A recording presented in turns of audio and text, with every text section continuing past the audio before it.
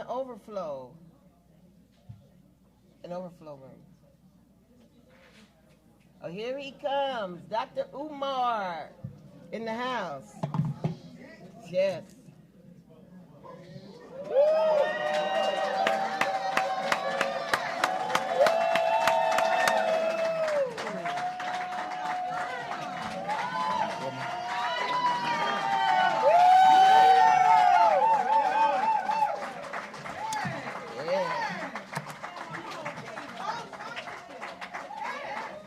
Sacramento, make some noise one time. Black power.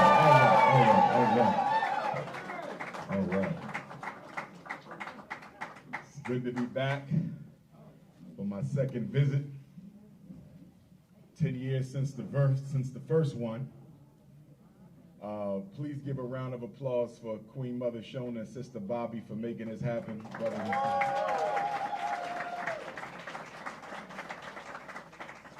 And it was Sister Bobby who brought me the first time.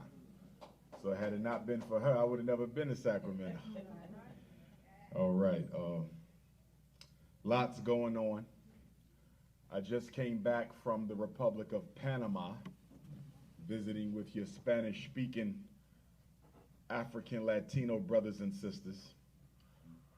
There's a group of brothers and sisters down in Panama, Pan-Africanists, who are very serious about relaunching the Most Honorable Marcus Messiah Garvey's Black Star Line Steamship Corporation.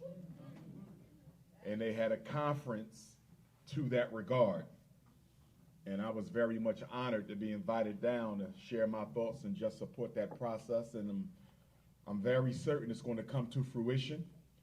And I'm glad they're thinking big and not small.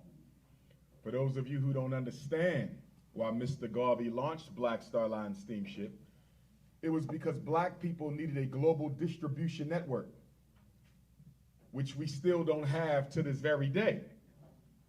If you have something you want to sell to black people in South America, you're going to have to go to the Chinese to ship it, or you're going to have to go to FedEx or UPS or the post office. But however you get it there, however way you get it there, you're going to pay somebody who don't look like you to ship it. Whether it's food, whether it's automobiles, whether it's clothing. And many of us forget that more than half of everything we wear, eat, and use comes on a ship. So if we're talking about building a global distribution enterprise for African people, we have to get into the shipping. And that's what they're trying to do. Mr. Garvey was the only leader in modern time to conceive and actually create a global distribution network for African people. And so I'm very excited for what the brothers and sisters down in Panama are attempting and will ultimately achieve with this relaunch. I was also in Jamaica 2 weekends ago, up in the mountains, cockpit country, where in 1738, 1739, some of our ancestors by the name of Cujo and Akongpong and Queen Mother Nanny defeated the French forces and the British forces and the Spanish forces and forced them into a deadlock, leading to the signing of a historic treaty. And so the Maroon Festival was held up in the mountains of Jamaica 2 weeks ago. If you've never had a chance to go, try to visit Cockpit Country or even Nanny Town, which is a separate one. You have about 2 or 3 different Maroon kingdoms in Jamaica, all of which successfully defended themselves from European incursion. But it's a very spiritual atmosphere. I actually had a chance to go and sit under the tree where Cujo would strategize with his soldiers and lieutenants how to defeat the Europeans.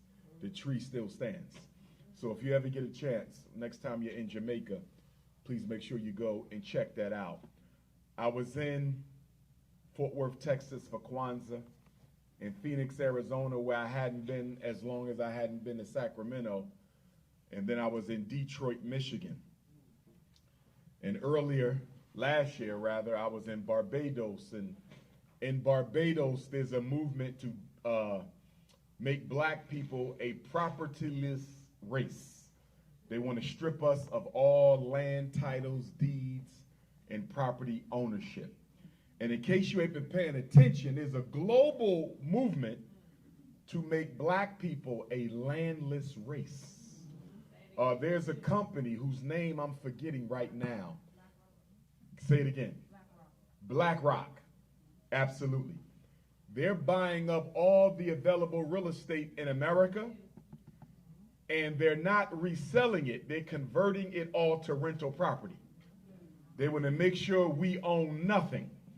And while BlackRock is buying up all the real estate, Bill Gates is buying up all of the arable land. So you might ask yourself, why would a computer scientist be so interested in agriculture at such a late stage in his life?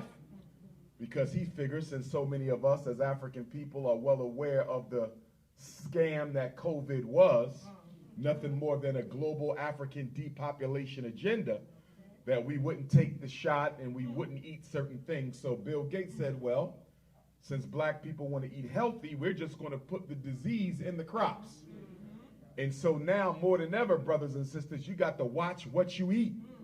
In fact, Bill Gates' crops have already been outlawed in several countries around the planet. They won't even allow it to be imported in.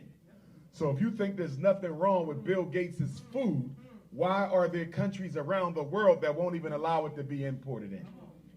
So we got to grow our own food, and we have to stop selling the real estate that we do own. I don't know why black folks is selling homes you done already paid off. It took you 30 and 40 years to sell off, to buy off grandma's house, pay off the mortgage, and now you let these white folks come and manipulate you into selling a house that took your ancestors 50 years to pay off. And then with the money that you get from the so-called developer, you're going to end up with a new mortgage, because no matter what they give you, it's not going to be enough to cover the cost of the new house. And then I read that here in Sacramento, in the Black Oak Park section, they're gentrifying it. They said that black residency in Black Oak Park, Sacramento, was down 25%. And the culprit appears to be the University of California, Davis, is it? They have a Aggie Square project or something they're working on. Well, my question would be, why did we let them get started with it in the first place? For those of you who don't know, the biggest gentrifiers in the black community are not the white developers. It's the colleges and universities. In fact, if you do not know this, the number one job of the university is not education, it is real estate. And not only the universities are they some of the top gentrifiers in America, the fast food restaurants are some of the top gentrifiers in America.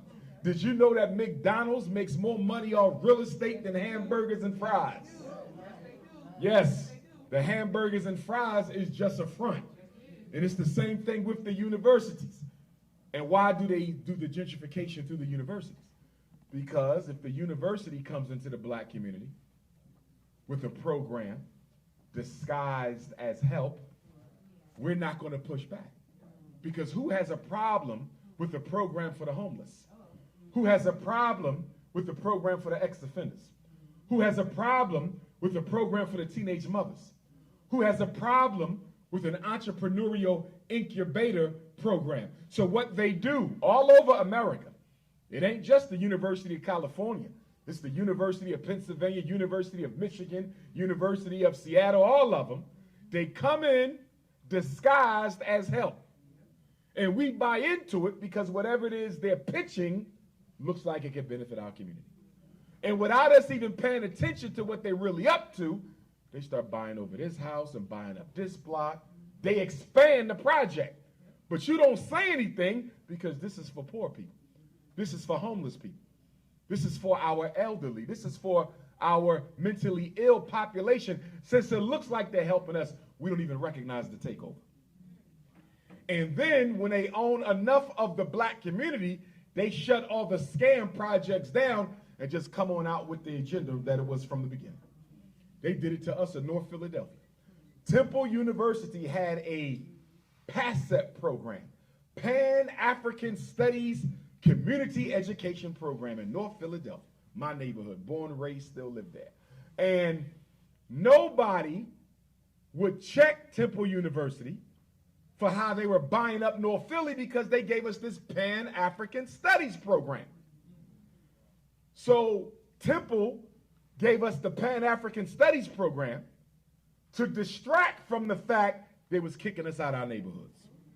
And once Temple University had gotten all they wanted, they shut the Pan-African Studies program down. In fact, let me give you a piece of ironic truth. Do your research on all the white universities of America who offer a PhD in African or Africana studies. And you will see that most of the white universities that offer PhDs in African and Africana studies are some of the biggest gentrifiers of the black community. And the reason they offer the PhD in black studies is to distract you from the fact that they're only in your community to rob the real estate. Hoodwink, bamboozled, led astray, and run amok. And be careful of the charter schools, because they are also the gentrifiers. Why don't you find that many charter schools in white suburbs? Why are the charter schools overrepresented in the black community and in the ghettos of America? Why we don't see as many charter schools out in the suburbs? Because charter schools are a weapon of gentrification. I know this well because Philadelphia has more charter schools than any city in America, and Philadelphia is also the #1 gentrification city in America. Gentrification follows the charter school, and I'm explaining to you how this works. Let's say this is a community. All of us is a community. We live together. Every person represents a house in the neighborhood. White folks want to get us out. Can't just come in and kick the door down. We got UC California, University of California doing what they can do to take over the real estate. But you know what we're going to do? In addition to help them out, we're going to open up a charter school. But we're going to get somebody black to be the face of it, because Negroes don't do no research. They'll research if Diddy did it, but they're not going to research who's really behind the charter school. So they'll go and get Pastor Lemonade to front the charter school, right? And so you send all your children to this charter school. You think it's black. They call it the Malcolm X Academy. You think it's black, right? And then you notice when your child goes to the school, most of the teachers are Caucasian. Staff is Caucasian. Administration is Caucasian. But you don't say nothing because it's better than the public school they were in. And then you start noticing that the white folks who work in the school buying up all the abandoned properties, buying up all the lots, buying up all the buildings, turning the closed schools down into condos. And before you know it, 10 years later, the property value is so high that you can't afford to live there no more. And so what was once called the Malcolm X Academy is now the Adolf Hitler Academy for gentrification. Whenever you want to get rid of black folks, you got to shut down the schools that educate their children. And the best school to start is a charter school, because you do not have to be loyal to the residence where it exists. This is how they're getting rid of black folks all over America. Look at the cities with the highest amount of charter schools. They got the highest amount of black gentrification. And by the way, this decision to gentrify the black community was made in the year 2000 with the presidency of George W. Bush. So this was decided upon 24 years ago. This has been going on for a quarter century, and they almost done. And then they said, to deliver the knockout blow, after the universities scam as much black real estate from the community, and after the charter schools scam as much black real estate from the community, we're going to go to South America and get some anti-African Spanish-speaking migrants. And we want to fly them right into the black communities to finish off the gentrification. Because after all, we know black people have been brainwashed by religion to never stand up for themselves. They got to speak for everybody. So since black people love speaking for everybody, we're going to start bringing everybody into their community to finish off the gentrification project. Look at Chicago. I was just there. How do you let Governor DeSantis fly a plane full of fly a plane full of migrants from Florida to Chicago? And the governor of Texas to do the same. And y'all don't think there's not a federal mandate to do this? You just gonna airlift thousands of people from a southern state bypass all these half-empty white states on the way and drop these people off in the two most crowded cities in the country, Chicago and New York, which happen to be our two blackest metropolises. That's why they're there, to destroy black power. See, when Joe Biden was running for president, and y'all didn't pay attention, because y'all love picking cotton on the Democratic Party plantation. Negroes love a plantation. You can't wait to get to a plantation. Joe Biden came into office and said, I want to fast track 11 million immigrants to full citizenship. Black folks ignored it, but I didn't. I went right to it. I said, y'all know what this means, right? Biden knows he's not going to do nothing for black people because he was Obama's vice president, and he saw black people didn't make Obama do nothing for them. So if the Negro don't have to serve you, I damn sure don't. So since he knew he wasn't going to do anything for you, he said, when my re-election comes around, in order for the Democratic Party to hold on to the White House, we're going to need somebody to substitute for these blacks because they're not coming out again. So the migrants are here to replace the Democratic Party dependence on the Negro voter. Oh, yes. In Chicago, the migrants can vote even though they're not citizens of the country. In Chicago, the migrants can be police even though they don't even know the law. This is a purge. They're getting all the food stamps. They're getting all the health, all the homes. There's schools that were shut down in New York and Chicago, and the city said, we can't afford to operate these schools for black children. But when the migrants showed up, they opened the schools back up, renovated the schools. And now the migrants got their own schools with apartments upstairs. On your tax dollar, ain't worked a day, ain't paid a penny.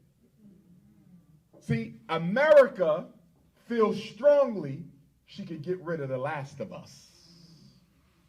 Because, I mean, let's just be honest. We haven't done anything serious as a race since Dr. King's assassination. You've been partying and social networking and snow bunny hopping, you coon-ass black men.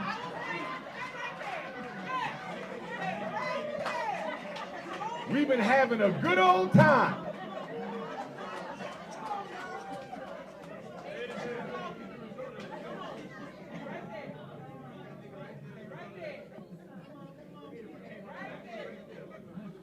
See, what the black man fails to realize is you're being fetishized by these Caucasian women. And you are glorifying in your objectification. And the reason she's with you is she don't control the white male. He's in charge. But she can control you. And if you think you're too big and bad, and you get too big for your britches, she'll pull a Jonathan Majors on your ass. There's a video of Jonathan Majors running down the damn street.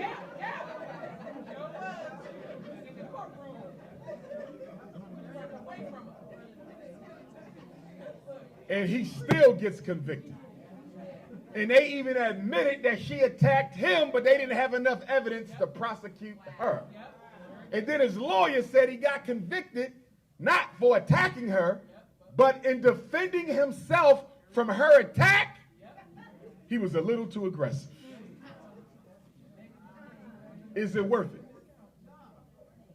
You think you dating a white girl, but she really just leasing your ass. It's a lease.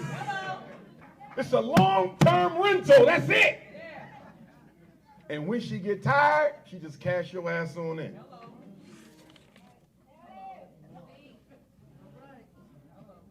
It ain't about being against nobody. It's about being for yourself. Only 1 out of every 4 black women get married. Do we care about the future of our race? Because I'm getting sick and tired of hearing weak-ass black men say things like, this is my preference. You didn't have no damn preferences on the plantation. Before they outlawed or made legal bunny hopping in '67, you did a good job staying away from white girls. Why you can't stay away from them now? Because your low self-esteem dictates that you get some validation from your oppressor's daughter. That's right. And if you think the white woman is better than the black woman, you're already admitting you feel inferior to the white male.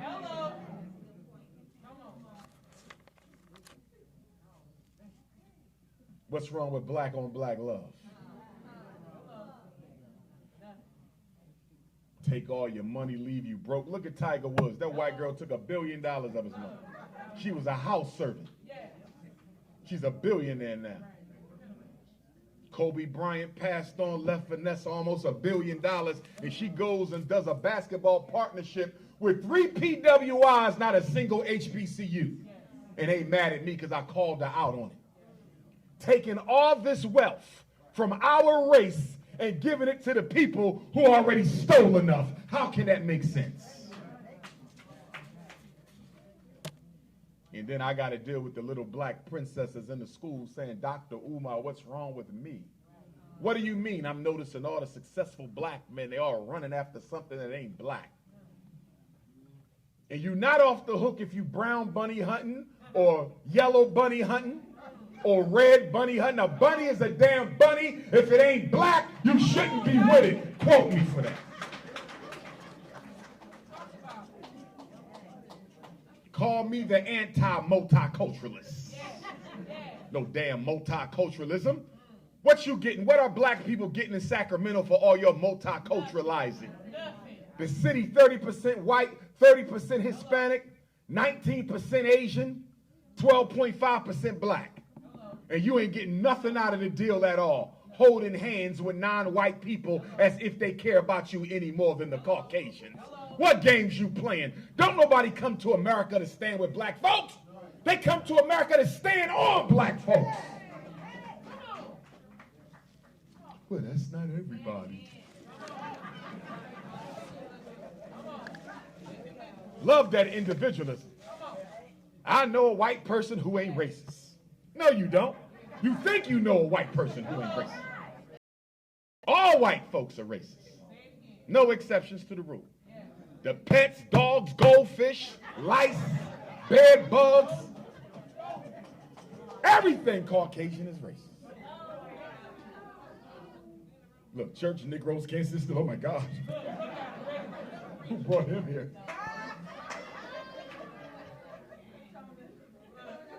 I didn't say every white person was a bigot. I said every white person was a racist. There's a difference. Bigotry is hatred.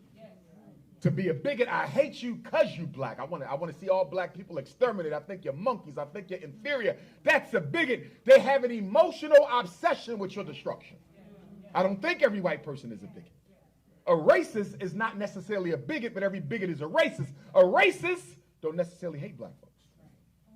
They eat at your restaurants, sleep with your women, sleep with your men, listen to your music, dance with you, dress like you. The racist is only interested in 3 things. And hate ain't one of them. They're interested in domination of resources, domination of privileges, and domination of opportunities. And there's not a Caucasian in the state of California who is not interested in maintaining the unfair, imbalanced power differential between us and them. You think because you sleeping with them, they not racist. Thomas Jefferson slept with a whole plantation full of black women. What the hell are you talking about? Racism, domination of opportunity, domination of resources, domination of privileges. That's all racism is. But we so thirsty for white validation. We let people come amongst us and play with our feelings and emotions. Act all black all day, act all black all night, but go home to their white suburb. And then you let your religion blind you from seeing objectively your reality. Religion has been racism's greatest accomplice against black folks. All the religions. I don't give a damn what you belong to. But ain't none of them helped us. The job of religion in the black community is to psychologically disarm blacks so they don't see the enemy when he shows up. You don't see color, but if you don't see color, you don't see racism. If you don't see color, you don't see what they're doing to your children. Sacramento City United School District, y'all have the highest black boy suspension and expulsion rate in the entire state of California. And you run around sleeping with the same white girl suspending our damn sons every day.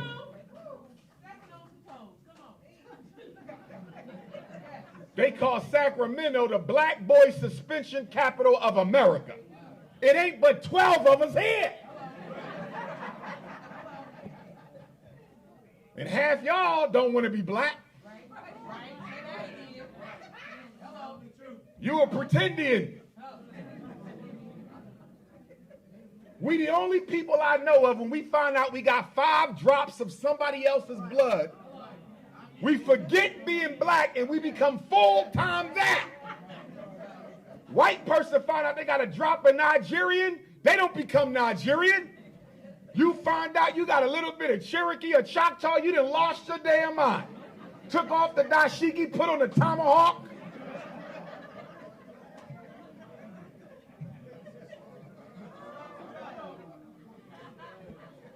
Talking about your ancestors don't come from Africa, you look just like Shaka Zulu. Sit your ass down, pretendian, fake ass Indian.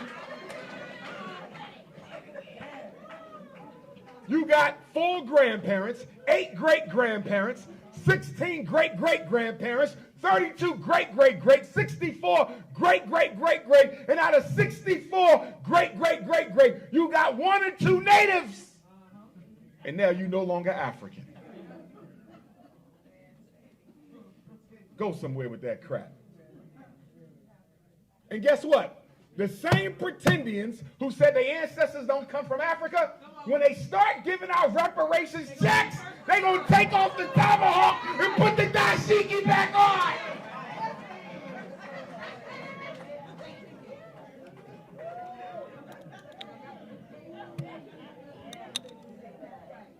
See, I don't travel to be your friend. I travel to wake you up.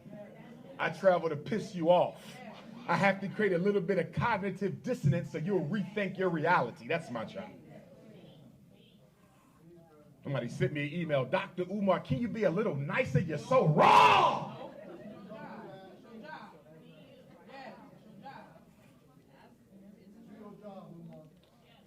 Now in 7 weeks, I got an election coming up, Sacramento.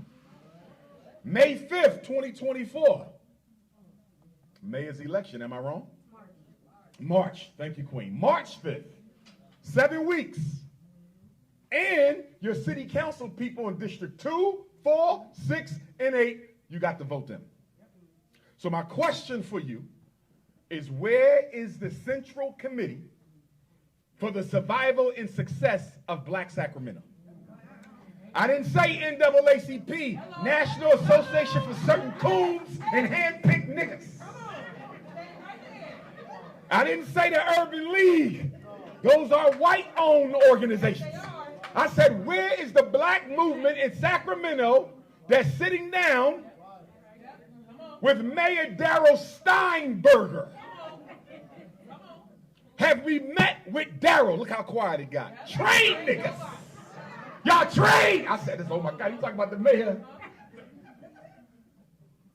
When we going to meet with the mayor? Because guess what? Don't tell me y'all just going to run out there. Is he Democrat or Republican? He's a Democrat. So half y'all just going to vote for him because Kamala Harris said do it. First of all, we have to non-align ourselves with the Republicans and the Democrats. I don't know how black people got involved in a white people's tug of war for political power. The Democrats ain't done nothing for black folks. The Republicans ain't done nothing for black folks. So you don't align yourself with white interests. You're supposed to be non-aligned and you meet with both candidates and you say, this is the black agenda, how many of these bullet points can you carry out? And based on who gives you the most concession for your vote, we all vote in that direction. That's how it's supposed to work. So I'm going to ask my question again. Who is meeting with Daryl?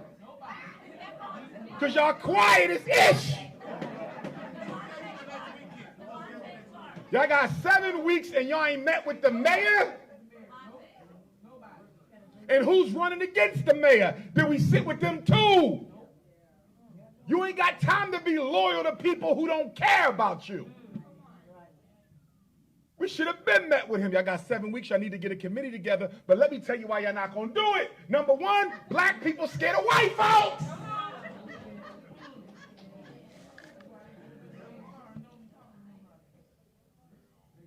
And you know the second reason? You might not be a gatekeeper, but you sleeping with one, work with one, or you good friends with one. See, you can't control Negroes without Negro participation.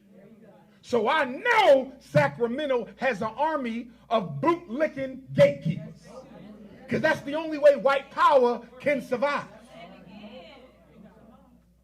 And some of y'all only came here tonight to see if I say anything about your gatekeeper so you can report back. We're the only people who will sell out the whole race for a meaningless friendship.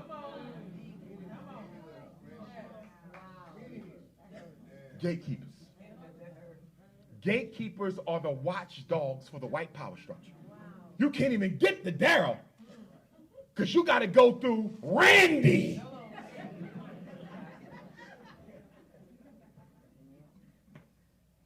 You don't even get to Snow Bunny Police Chief Kathy, what's her last name? Lester.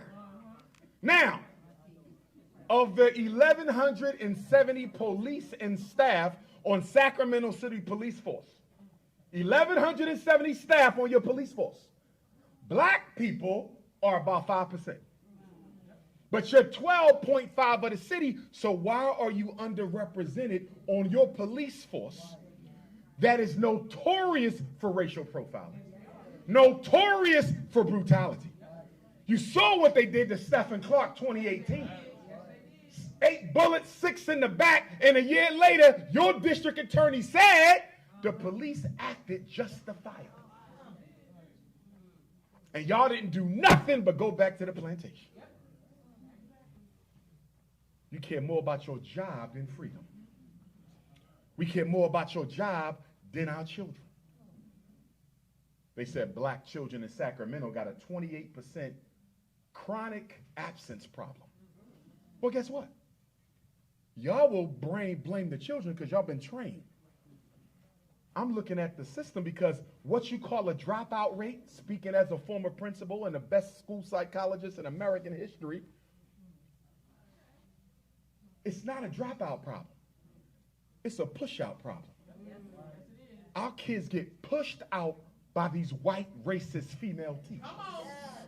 I'm telling you what I know, but y'all scared of the teachers union too. Y'all scared of everybody white.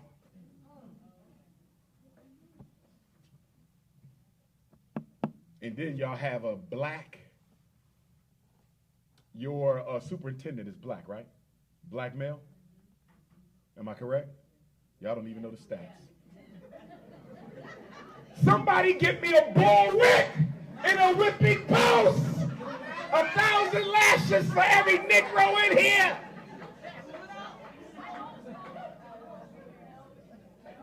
But anyway, he said they can't find no black teachers. Y'all got a black teacher shortage. Sacramento and throughout California. Y'all have one of the lowest black teacher rates in the country. And you know how I got that way? We allow white folks to redefine us away from being black or American African to being people of color. And when you let them define you as people of color or minorities, they lump you in with the brown, reds, yellows, and poor whites. And so when you say how many teachers we got, they say, well, we got 10% minority. But how many of them are black? See, when we let them redefine us in with all other non-white people, we set ourselves up. Because the other non-white people can't stand you as much as the white people. Oh!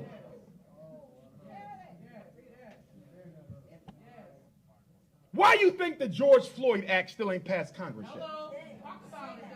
3 years ago, we marched everywhere you turn on the TV. We was marching. And people called me up, Dr. Umar, you was in South Carolina when that white boy shot up the church. Why you ain't in Minneapolis? I said, I'm going to tell you why I'm not in Minneapolis. Number one, this ain't a black people's movement. According to the Pew Research Center, only 1 in 5 protesters was black. How we marching against police brutality, and 4 out of every 5 protesters is something other than African. You don't control the direction. See, what y'all fail to realize in your color blindness, your eternal political retardation, white people outnumber Negroes 5 to 1. So if you let them join anything you do, they can colonize it and redirect it because there's more of them than you. That's not hate. It's self-preservation. But because we are so uncomfortable standing alone, we allowed the George Floyd protest to be completely colonized, and Nancy Pelosi and the Democratic Party turned it into a voting show for Joe Biden. He's the only one who got something out of it, your votes. There was no identified leadership, no identified spokespersons, no clearly articulated agenda for change, and every other Negro who got on the microphone during the George Floyd protest spoke about everybody else's problems except our own. And for my pastors in here, shame on you. I ain't got nothing against Christianity. Jesus was a revolutionary. I got an issue with the black church and how it conducts business and how we have allowed the black church to retreat so far from the front line of fighting. You can't find me a black church nowhere in California, not one of them, that's at the forefront of fighting for better schools for our children. Not one church fighting against gentrification in a real way. Not one church fighting against mass incarceration. Not one dealing with police brutality. And you still going to church for what? The blind leading the blind. The purpose of church is to convince black people that even though you have nothing, you still winning. The purpose of the black church is to make Negroes who ain't got nothing think they got it all.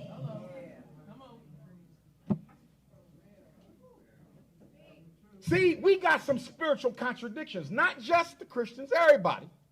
Because I'm trying to understand how you so holier than thou, but your kids are barely graduating. You holier than thou. Young people can't find no jobs.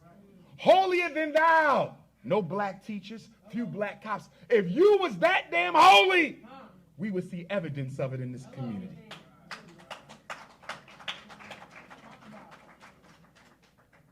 Because your political struggle is how you prove your spiritual commitment.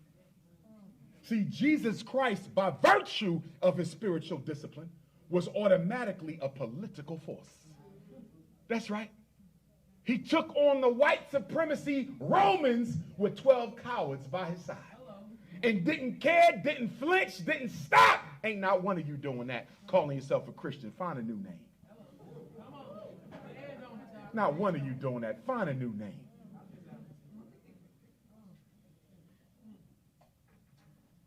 And then we as black people keep praying, and we don't understand the science of prayer. So let me give you a little quick word on the science of prayer. 1, you never pray for things God has already given you the ability to solve yourself. Y'all stay praying for stuff you can do.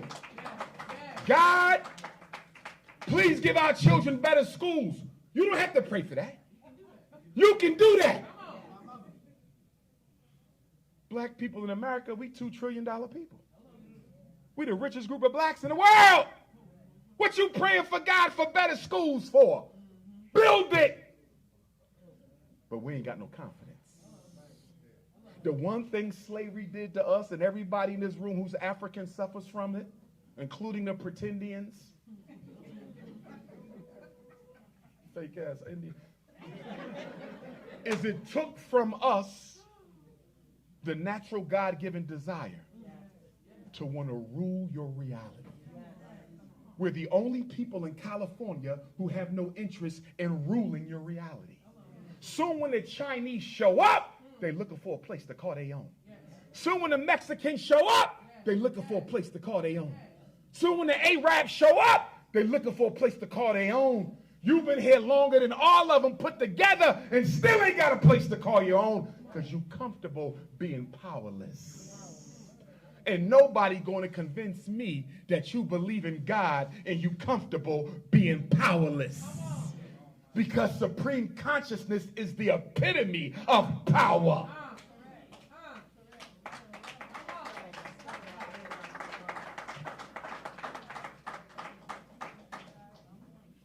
By the time I'm done tonight, I want to know who's going to go meet with Darryl Steinberg.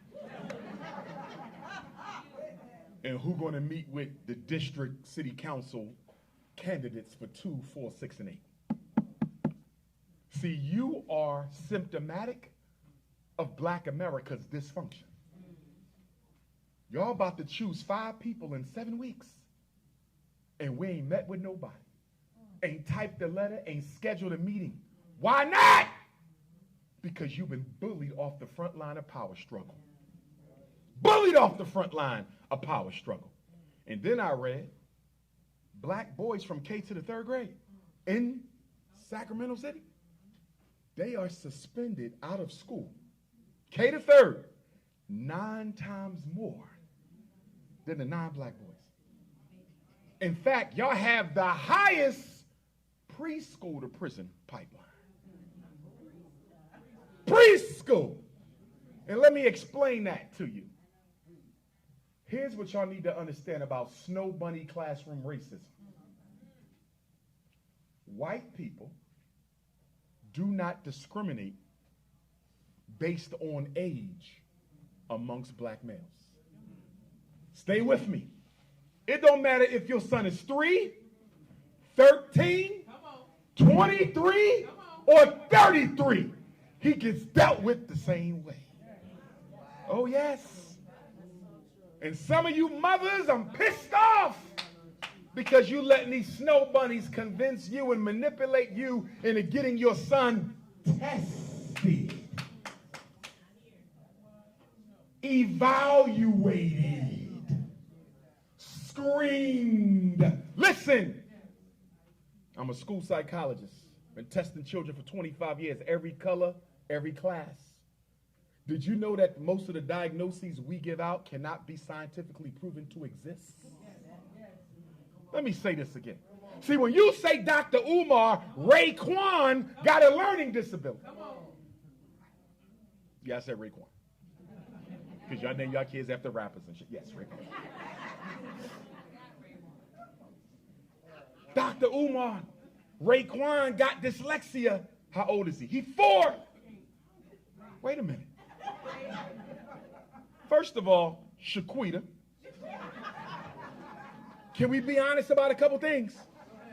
Before Raekwon showed up in preschool, you never made that little black boy sit down for 5 minutes ever in a chair at a table. He been dancing and singing songs, wearing fake gold and baby Jordans.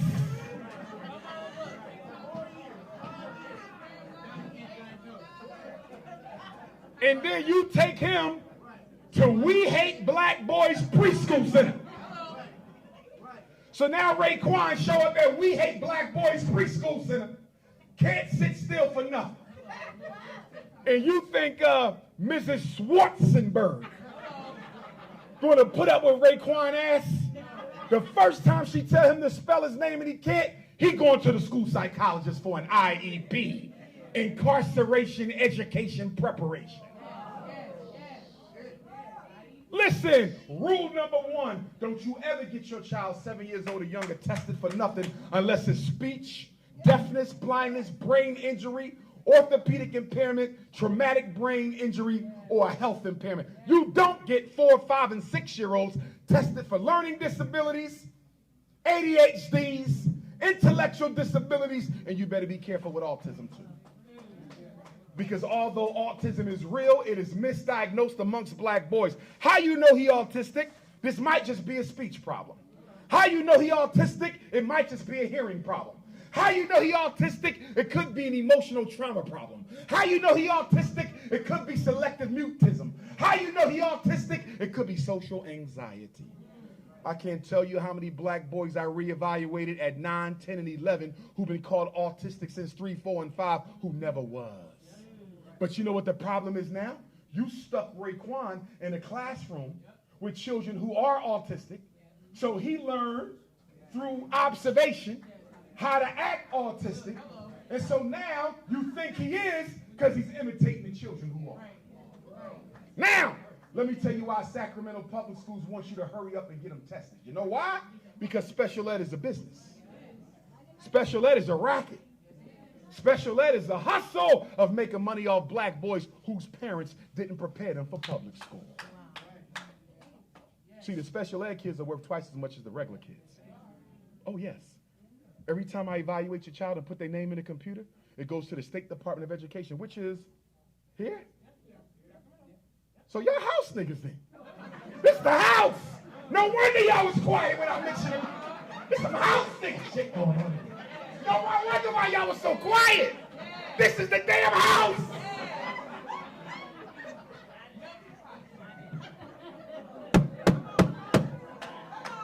I'm in the damn house with the house slave. I knew something was wrong.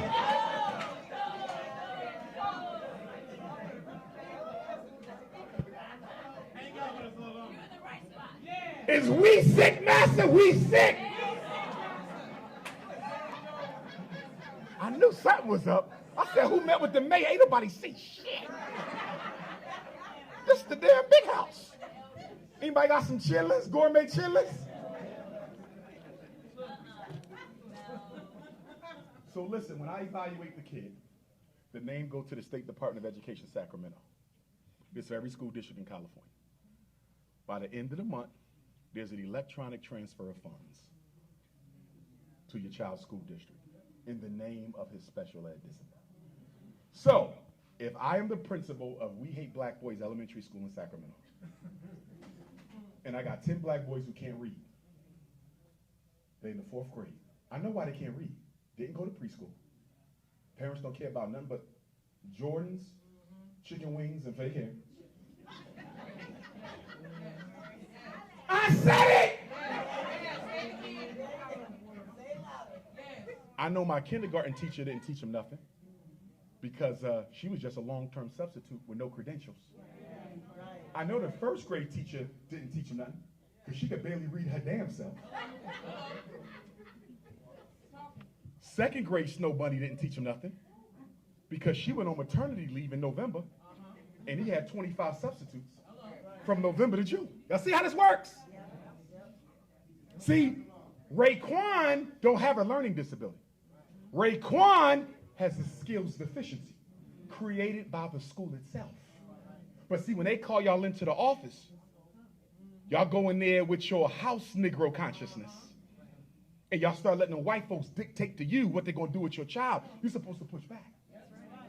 You're supposed to let them know. Federal law states you cannot put a child in special ed if the reason for the academic deficiency is due to poor instruction or other learning deprivations.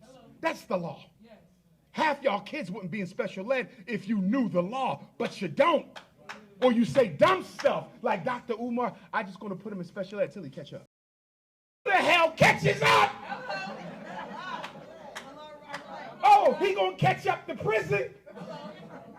Because every time I go speak at a jail, I always ask the inmates, black or white, raise your hand if you had an IEP. Every hand go up in the prison. there's a relationship between special ed and future incarceration. So why y'all putting y'all kids in special ed? And you know what's sad? The only thing you really need to do is get them a tutor. That's it. 1 hour, 3 times a week will erase any skills deficiency. But you know why you don't get them a tutor? Because you feel as though since you pay taxes, see, this is the Negro in you. Now, you got a $500 pocketbook. Hello. You got a $120,000 car. Hello. You got a $500 weave. Hello. $200 pair of Jordans. Hello. Come on. An extra tight Balenciaga tee. Shut up! You really needed an extra large.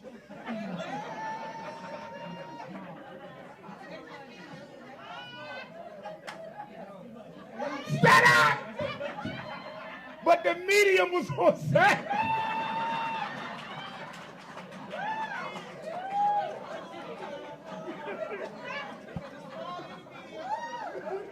Shut up! You say $75 if I get the medium Balenciaga.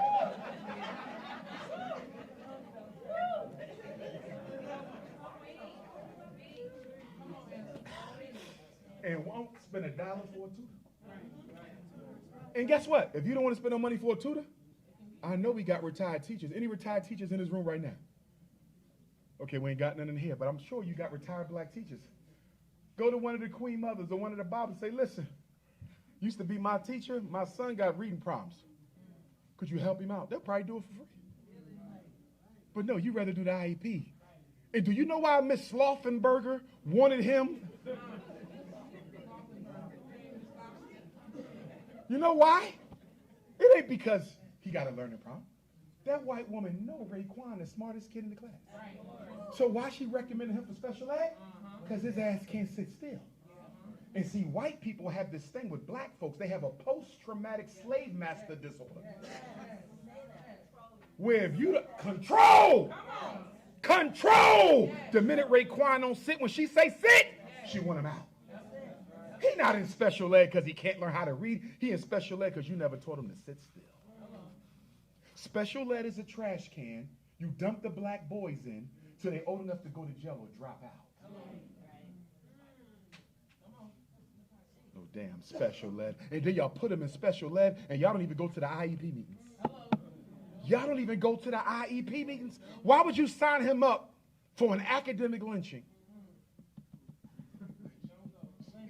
And you're not even there to supervise the process.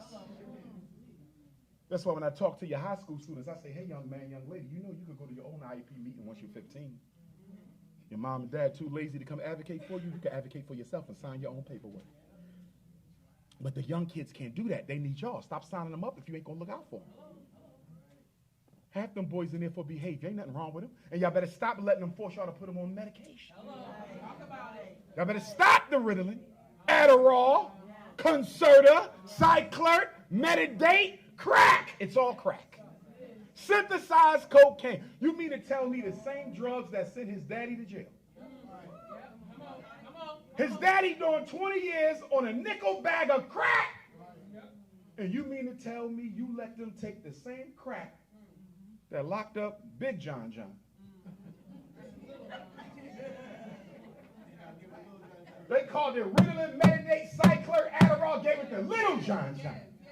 So he can sit still long enough to learn about Helen Keller, Anne Frank, and Christopher Columbus.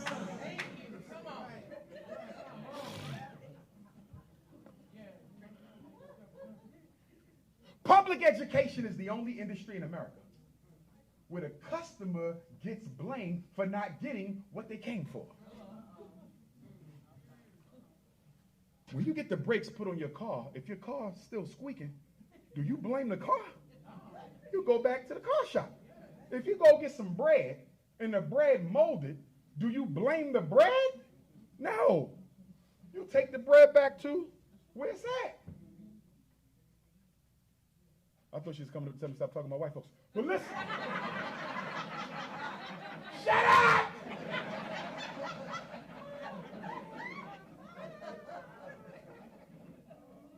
But when our kids go to school to learn how to count and can't count, we blame them. Go to school, learn how to read, can't read, we blame them. This is how the white women set it up. The teachers' unions.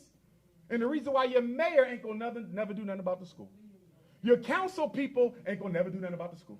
Your state rep, your U.S. rep, your state senator, none of them from California to Pennsylvania.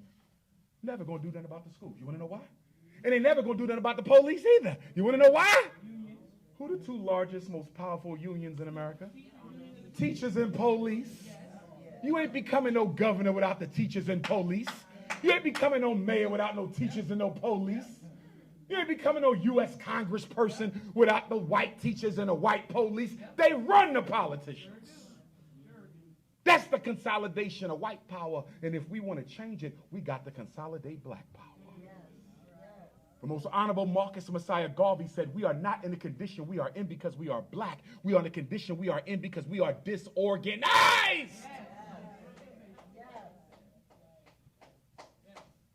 Yeah, the Chinese about to take over the planet because they more organized than the Caucasians. They buying up everything. I'm in Jamaica, they damn near own it. I'm in Barbados, they damn near own it. I'm in South Africa, they damn near own it. Everywhere I go, I see East Indians and Chinese running all the economics for blacks. I've been everywhere in the world except Australia, where I'll be in the spring, and guess what? Nowhere I've been, even in Africa, are we in charge of a black economy. We're not in charge of our money in Sacramento. We're not in charge of our money in Ghana. We're not in charge of our money in Paris, Toronto, New York City. Nowhere on earth are black people in charge of their money. This is a global thing. And the sad thing is you the leaders. Because black people all around the world, they look to us for leadership. That should be a good thing, but it's a horrible thing because you ain't thinking about leading nobody nowhere. You just want to have fun. They did a research study on black folks. They said black people are unique in America because these are the only people who buy stuff not because they need it, but because it makes you feel better and look better. The poorest people look the richest, and the richest people look the poorest. Y'all just got finished Christmas shopping. How many of y'all put some books under the Christmas tree? Half y'all lying, put your hands up. No damn books under that tree. There was Weaves and Jordans.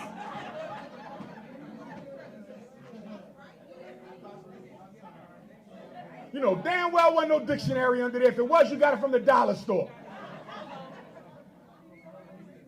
Wasn't no thesaurus under that Christmas tree. Wasn't no encyclopedia A through Z under that Christmas tree.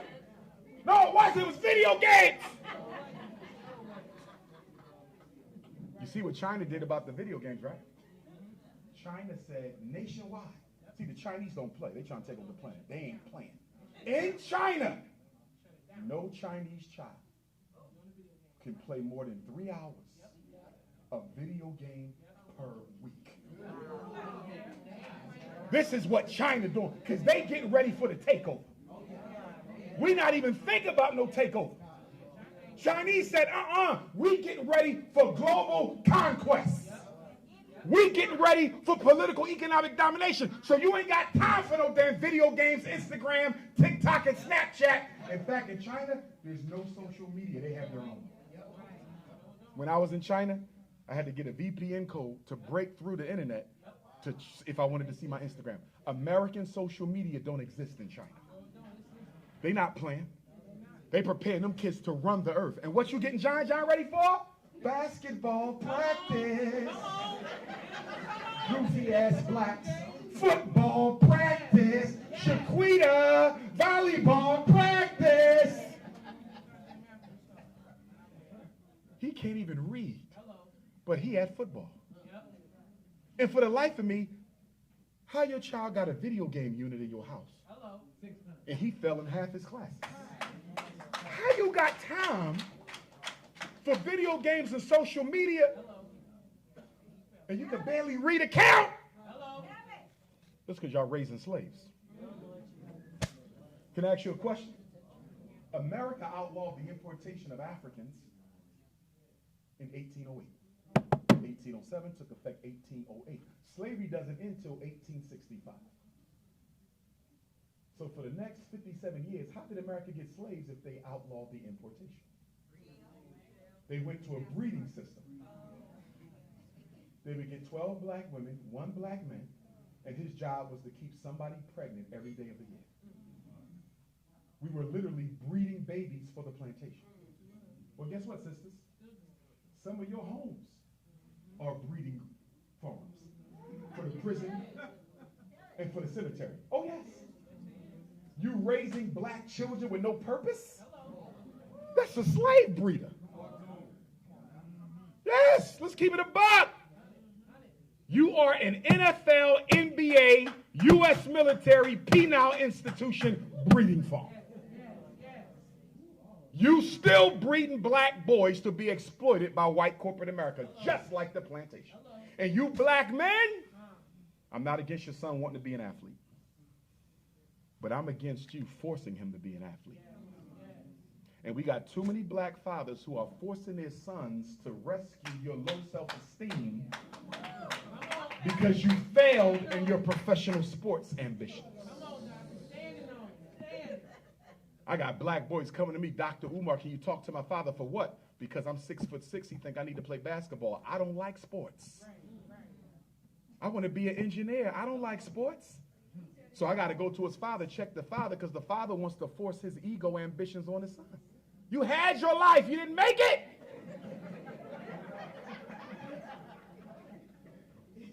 And if I was in charge, there would be a moratorium on black men going to the NFL and the NBA anyway.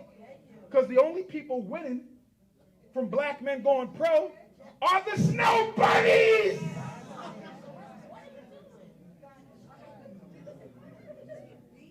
Everybody marrying a white girl. Joel Embiid, you from Cameroon. How the hell you end up with a bunny? Everybody got to. Did you see the NBA draft last year?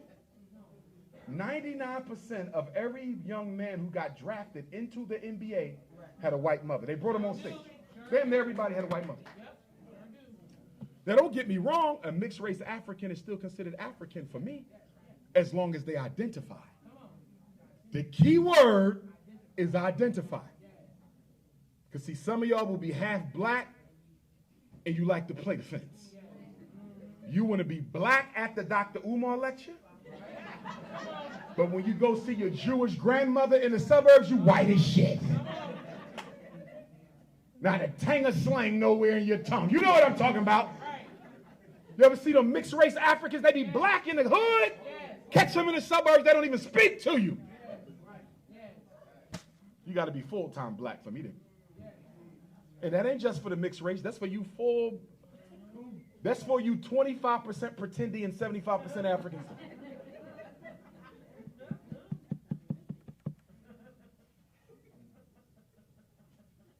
Supreme Court Justice Clarence Thomas is biologically black. Ain't nothing psychologically black about that coon. He married to George Bush's cousin and everything. I mean, just cooned out. And when you get a minute,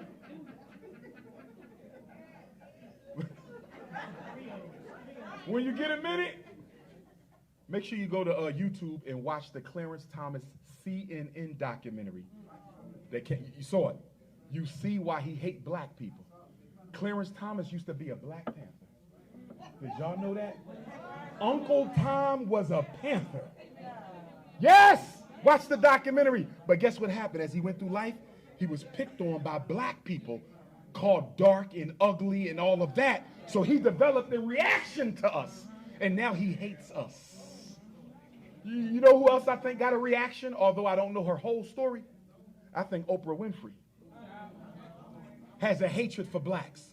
Because you're going to have to explain to me why she underpaid Taraji and Fantasia on that damn Color Purple reboot that we did not need. I thought Harpo died.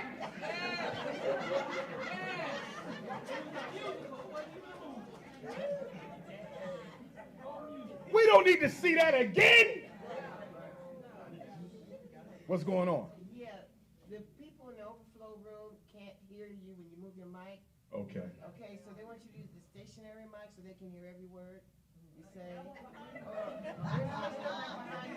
Okay, so let me get this right. Yeah, the overflow. This is the house, and we got a plantation room. So why don't we just invite the plantation slaves into the house? And let's have a party. Go get them. Come on in, plantation slaves. Why you leaving them out on the field for? But Queen Mother, you said this mic? Which mic?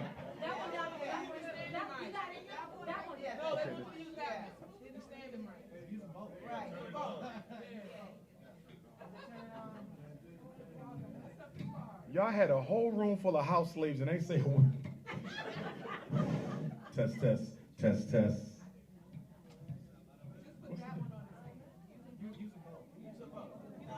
Leave it on. Don't use them both. The mayor might hear me.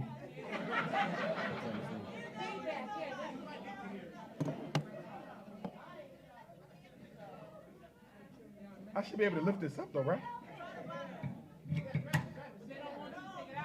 They don't want me to take it out. Why? But it's cordless. Yeah, but the other ones, they want me to stand there and talk. Master said so. I'm so sorry, Master.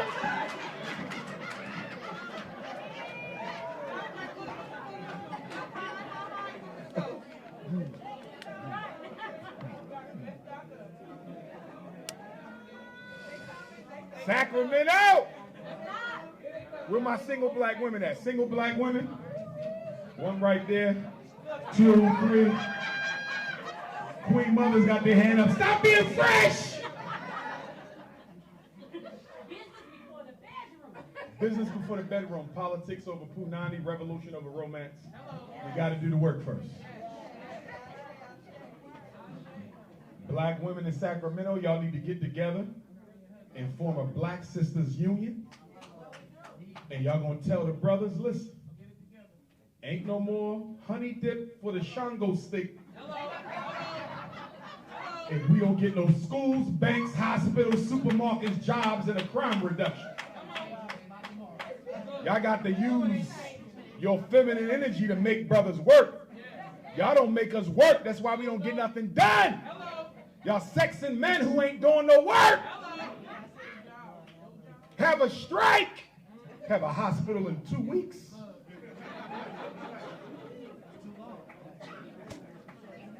I had an ADHD moment, but let me go back to the medications.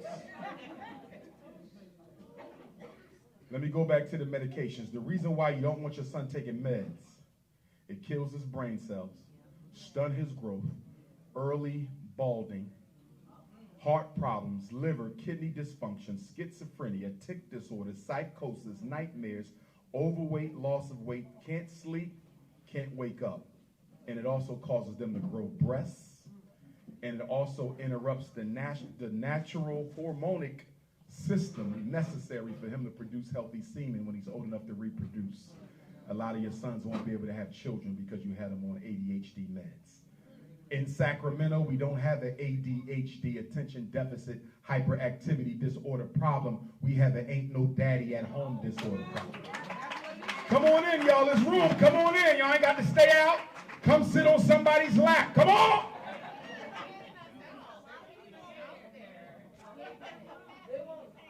Say that again. Oh, we reached the capacity. The overseer. Damn. She said the overseer. What? She said the overseer said it's too many. Well, shut this. Bring it up. I mean, yeah, I think I'm straight. I want to make sure they can hear that out there.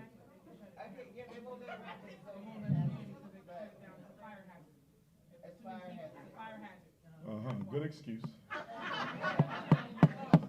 I'll feel you, Mom. I'll feel you. The fire chief. That's just a cold word for.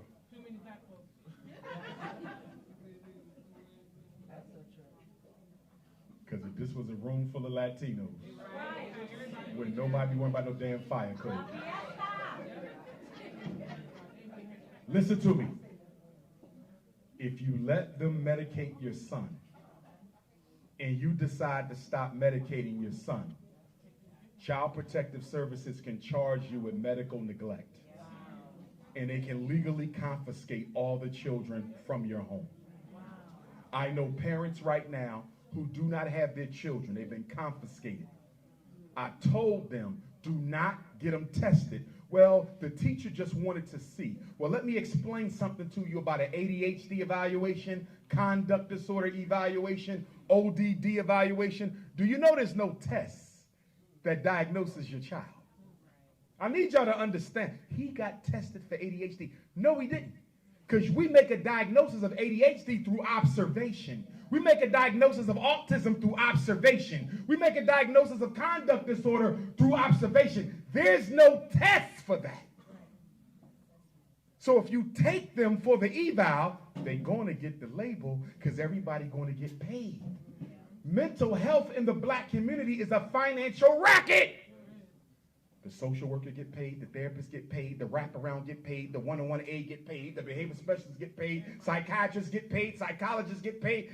It's a hustle. Your child been getting wraparound behavioral health support in Sacramento since he was 5. He 15. He crazier now. He crazier now than he was when you first signed him up. Because white folks ain't helping no black children when it comes to, they can't help. How the people who caused your problems going to solve them too? And why y'all keep taking black kids to white people talking about what's wrong with him? What's wrong with y'all? And then half y'all be getting them tested for special ed problems that you know are really home life problems.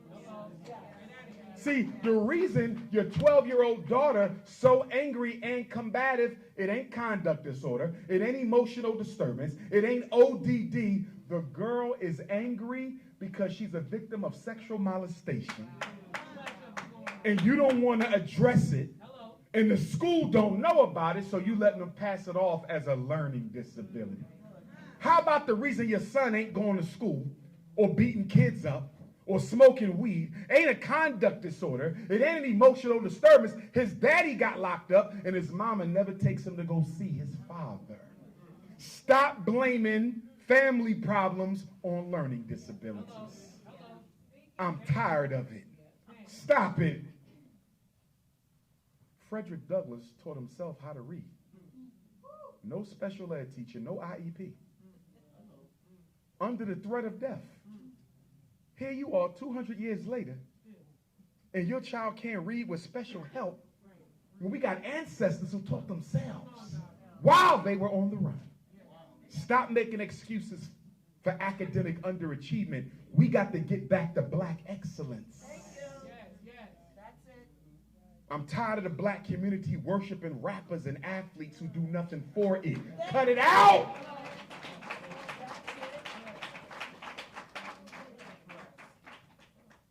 And if they confiscate your children because you refuse to get them medicated, they're going to give them to the LGBTQ Caucasians. You don't have to believe me. Do your own research. LGBTQ Caucasians are disproportionately more likely to end up with black foster care children.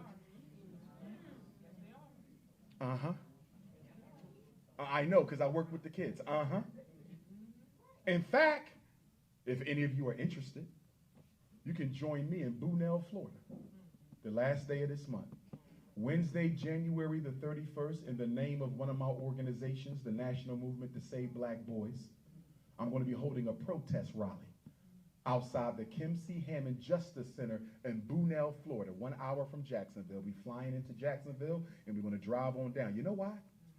Because there was a 17-year-old black boy named Brendan Depper, who on the day Malcolm X was assassinated, February 21st of 2023, beat up his white teacher assistant.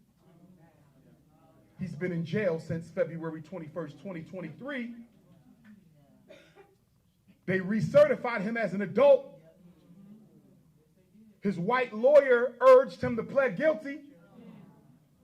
And he's going to be sentenced on January the 31st, and he can serve 30 years in jail. It gets worse. How many of you remember A.J. Owens, the black mother in Florida who was shot dead by an old white woman through a locked metal door a couple years ago when she came to retrieve her son's skates or iPad? Y'all remember? White woman shot her through a locked metal door. She's also in custody. And guess what the maximum she can get? 30 years. Can somebody answer me? How can a boy who punched a teacher's assistant go to jail for the same maximum amount of time as a white woman who took out a pistol and shot a mother in front of her kids through a locked metal door. It gets worse. There were 2 white children in the same high school with Brendan Depper who also beat up their teachers. Didn't spend 1 day in jail. It gets worse. The video game that the teacher confiscated from Brendan on February 21st that led to the incident was a Nintendo Switch. Guess who asked for the video game to be brought into the school? The teacher did. To use it as a reward for Brendan. If they never asked for the damn video game, situation would have never happened. Can we go a little bit further? The lawyer originally said that Brendan was mentally incompetent to stand trial. The judge had 2 white psychologists, quote unquote, evaluate Brendan and deem him competent to stand trial.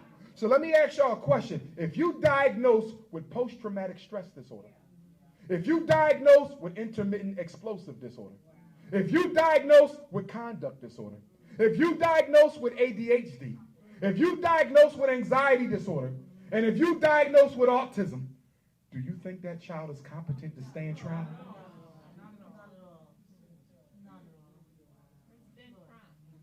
That's why we're going down there. This is absolutely insane. Absolutely insane. And you know what's the saddest part about this from a special ed law perspective? Given the nature of his disabilities and the severity of them, especially PTSD, he should have never been in the school. He should have been in a partial hospitalization program or a full-time school for children with emotional disturbance. You know why he was sitting in that school? Because they didn't want to pay the damn money. And guess what the white woman said who he hit? And don't get me wrong, no woman should be attacked whether she a bunny or not. But the white woman said she don't care if he never get out of jail. I guess so, because she done raised about $100,000 on GoFundMe. See how this works? She getting paid. Snow bunny victimization works every time. You see what the white girl said to Jonathan Major? I got a cut on the back of my ear. What the? What? He got convicted because you had a scratch on the back of your ear and a cut on her pinky? And I'm mad at Jonathan Majors. Not just because he went bunny hopping. She wasn't even cute.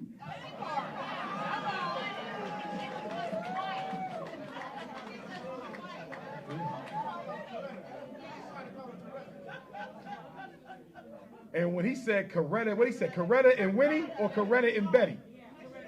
Coretta and who's the?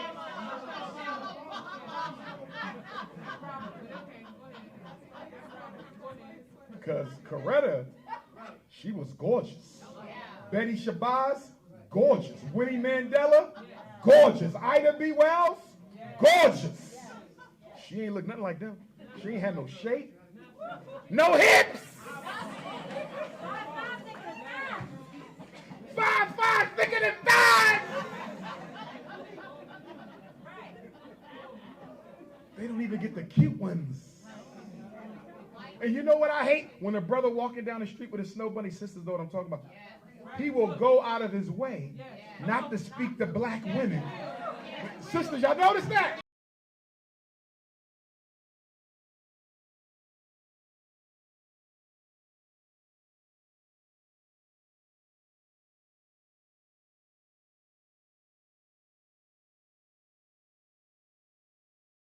Brothers and sisters, we got to get our economics together. Y'all need to come up with a project for Black Sacramento where we take a lot of our disposable income, you're going to have to sacrifice, and create a major institution for the people. So whether that's going to be a grocery store, whether that's going to be a clinic, whether that's going to be a school, whether that's going to be a bank. Y'all really need a credit union. You know you can start a credit union with less than $200,000. Y'all need to start a Black Sacramento credit union. Because guess what? We're never going to get the financing from the white banks. That's how they keep us on the bottom, because we can't access the capital. And unfortunately, our black billionaires ain't thinking about helping us empower. All they want to do is do what the white people do and sit around and say, I got more than y'all, right? But y'all need to start a credit union because if all of you had your money in that credit union, we don't need no donations. We can take the interest from your deposits and build a Black Wall Street to go with this Black Wall Street we're in right now for the city of Black Sacramento. We need that because the problem is everybody in this room has a business idea that might make you rich.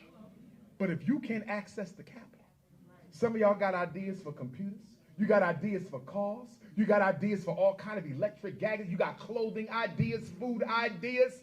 We are brilliant people. They know that. That's why they don't finance you. See, you have an idea that'll put Walmart out of business. You have an idea that'll put Apple out of business. You have an idea that'll put Mercedes-Benz out of business. You have an idea that'll put Gucci and Louis and Balenciaga, even the extra medium one, out of business. But guess what? If you can never get the line of credit, you can't win. They're getting us through two things that we need to start focusing on in 2024. The banks and the courts. Two lynchings that are happening to Black people every day that we ignore. Judicial lynchings and economic lynchings. We can't access the money, and these damn judges in Sacramento is giving out too much time to Black people for petty crimes. We should be so organized that every time a Black person got to go in front of the judge, we got a whole army there. Nobody should get sentenced alone. The whole community should be in there to make the judge think twice. Oh, you could give him a minimum of probation and a maximum of 30. I think you better lean more towards the probation. Come on, y'all. We got to start showing up. Y'all keep thinking you're going to be the Negro who escaped the plan. Nobody's escaping white supremacy. Even you house Negroes. And I know it's some of you in here. Raise your hand if you got a white wife. Be honest.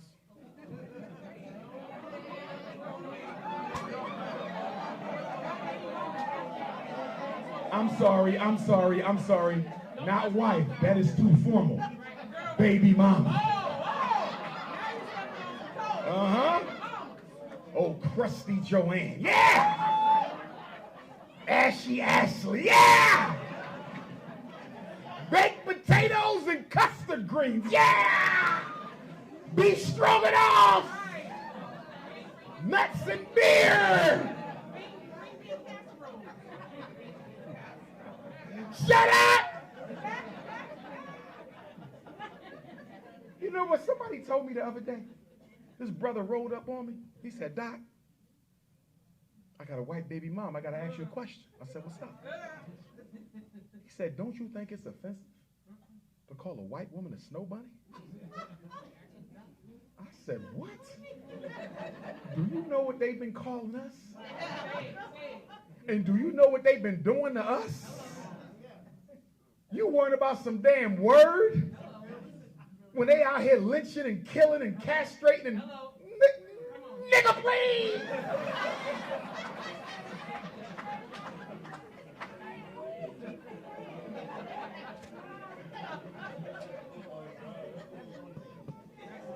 I want to thank those of you who have donated to the Frederick Douglass Marcus Garvey Academy.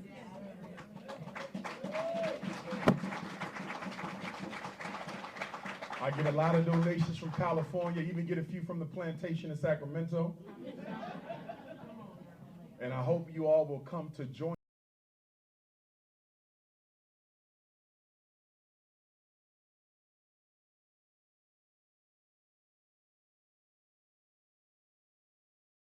front door to school. So you fly into Philly and just come on 20 minutes to the school. And if any of you are interested in working at the school, please send me your resume. You don't have to be a licensed teacher the public school way. Private school licenses are different, much less stringent. So if you know how to teach how to read, if you know how to teach math, if you know how to teach history, science, social studies, send me your resume. But not only that, if you can speak more than one African language, I would love for you to help us. If you know how to grow food, I would love for you to help us. If you know how to teach African martial arts and gun training and self-defense, I would love for you to help us. If you know how to teach our children how to prepare vegan food, I would love for you to help us. Because we're going to have a garden there. In fact, we're looking for farmland right now We're going to need secretaries, security guards, bus drivers, home and school nurses. So if you're looking for a change of venue, I know y'all love it on the plantation. The big house has a lot for you here. But consider Wilmington. We're going to teach our children financial and economic science. If you are an investor or a banker and you would like to come and teach it, even if you're just volunteering and say, Doc, I can give you 1 day a month. We can work you in. We're going to teach agricultural and agronomical science. You say, Doc, I'm a gardener. I don't need a job. I'm self-employed, but I want to come and teach them how to grow food the right way. We're going to teach them dietary and nutritional science. For those of y'all who want to teach them how to cook and eat properly. There will also be spiritual and astrological science. The spiritual system of the school will be Ifa, the Yoruba spiritual system.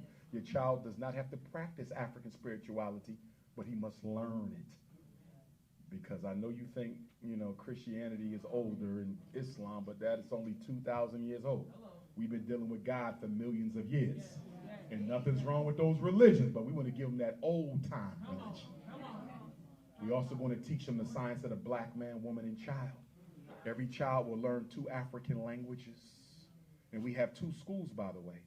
We have the Marcus Garvey Elementary. That's what we're working on now. All the renovations are done. We just got a couple small things we got to do. And then the Frederick Douglass High School is right across the street. Once both buildings are fully functional, we'll be the largest independent black school campus in the United States. Yes. And the reason I'm so excited, brothers and sisters, is not only for the school for our children because they need it, but also we will have a place to meet that's large enough to accommodate a lot of us and don't have to worry about being too loud or getting the lights turned off. You understand? So it'll be a school by day, but on the weekends and the evening, it's the Black Community Central Headquarters for organizing. We will be having the Black Women's Conference. We will be having the Midwife and Doula Conference. We have any midwives and doulas in here? It's the plantation. Y'all don't deliver babies. Y'all just cook for the masses. Good. Because what we're going to be doing this year is we're going to be organizing the black doulas and midwives into a conference. And then we're going to organize them to make sure every black woman in America knows exactly where the doulas and midwives are. So when it's time to give birth, rather than go to the hospital, you can have the baby in your home or at a birthing center. Because I don't know if y'all know, black women in America have the highest matricide rate. They killing you on the delivery table. Too many black mothers are dying having their children who are otherwise healthy. And not only are they killing the mothers, they're killing the babies. We have the highest infant mortality rate at the time of delivery in the developed world. So black women have been having babies for 1 million years. And soon when you get around white folks, you can't do it right. Something's wrong with that. They're killing us on purpose, brothers and sisters. And they really doing it now because in so many states, now that they outlawed abortion, you no longer have a federal protection, they're going to overtime on killing the black babies. Because you know the reason that they overturned Roe versus Wade is 25 of America's 50 states have a zero white population growth. White people are dying more, and I'm not wishing nothing on nobody, but white people are dying more than being born in half the states in this country. So in order to try to normalize their numbers, they had to overturn Roe versus Wade. And guess what else they're going to end up having a backlash against? No. The transgenderization movement of our kids. Because white people's population is being hit hard by the intentional pushing of same-sex relationships and transgender surgeries amongst the children. Okay? Now, I'm not talking about your sexual preference. I'm not going to do that because I don't want to get nobody in trouble here. But I think we can all agree, whether you are gay or straight, that 5, 6, and 7-year-old children have no business learning about sex, gay or straight. That's the problem I got. Can I ask you a question? Children don't start developing the lust for intimacy until they go through pre-puberty.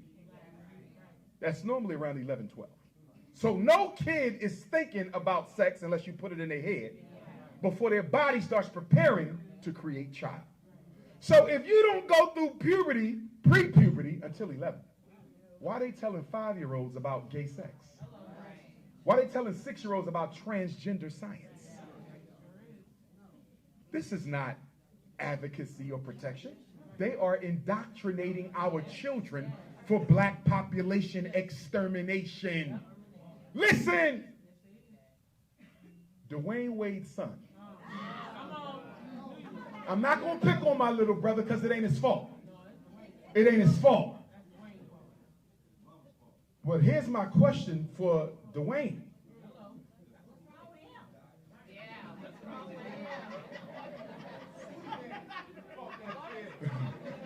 You said he had his cheeks baked? What you say? Listen. Listen. Stop. Stop. Stop. Stop. Listen. Listen.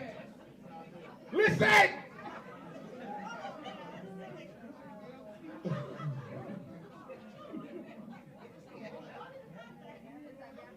When Zion, you said Gabrielle clapped Dwayne cheeks?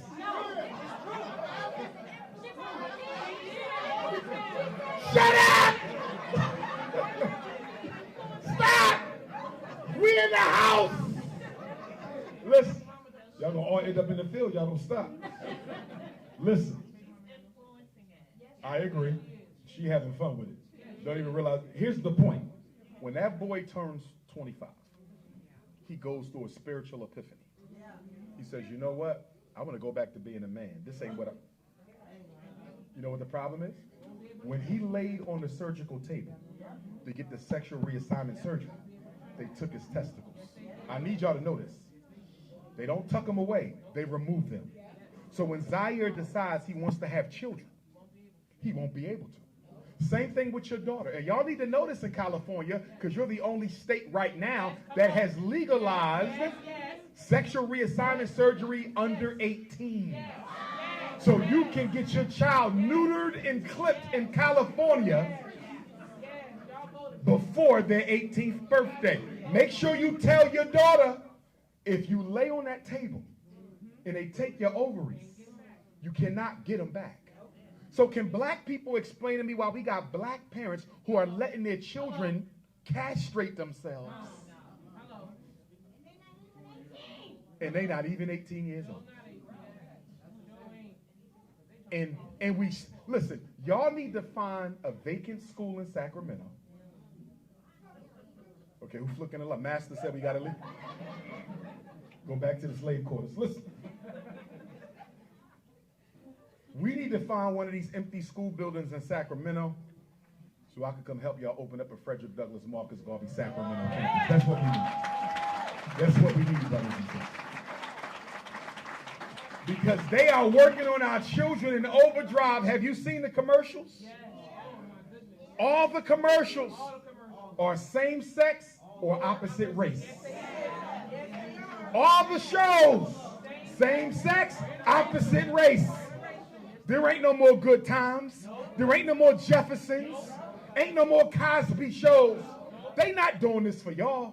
They doing it for your children. They're being socially programmed against black on black heterosexual love.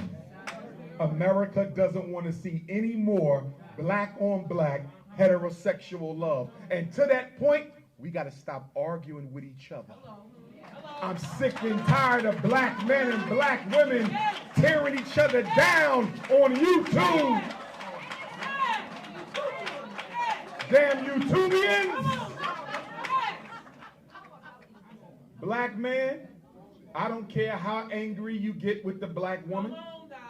Don't you ever get on the internet and tell the world you have no respect for your woman. Don't you ever get on the internet and tell the world you don't value your women, because our daughters are watching it. Our sons are watching it. And you're doing it at a time when black women are being sexually trafficked against their will.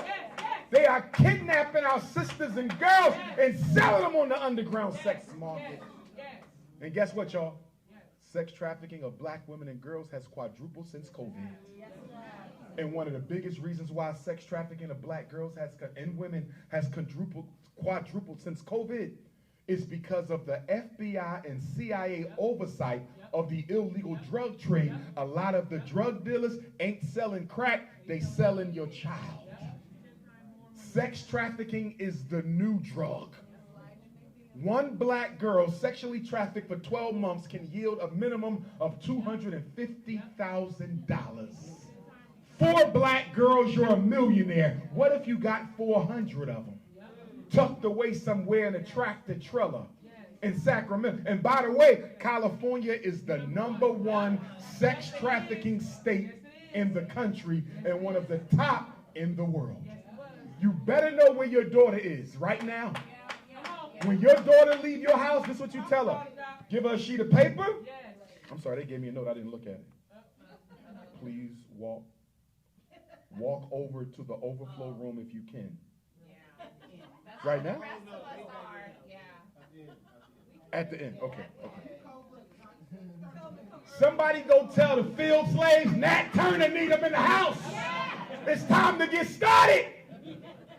Listen. I was born on the day the Nat Turner Award started, August 21st. Where was I? I had an ADHD moment. Oh, you give your daughter a piece of paper. That's what you tell her. I don't care how many names, numbers, and addresses you put on here. It could be 1, it could be 100. But if I need to talk to you, I better be able to get you at one of these numbers or pull up the one of these addresses. Because the first time you ain't accounted for on this sheet, your ass ain't going back out no more. Some of y'all don't know your daughter's boyfriend. You don't know your daughter's best friend. You've never met her friend's best. How do you know your daughter's best friend's father isn't a pedophile? How do you know your daughter's best friend's mother isn't a sex trafficker? You can't let your kids do what they want in California. Boys too. Although it's mostly girls and women, they do sell the boys. And the reason they sell the boys is because in some of the satanic circles, as well as in the higher elitist Caucasian secret societies, sodomy of boys is a necessary part of the ritual because they believe sex with young virgin boys helps them live longer. That was one of the rationales for the Epstein Island. It wasn't just pedophilia, it was ritual to live long.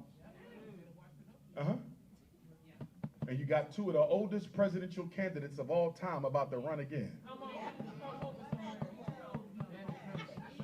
Oh, crusty asses. Like 81 running again. That's the best person y'all got? Anyhow, please be careful. Fathers, be in your daughter's lives. The #1 risk factor is thirstiness for her dad.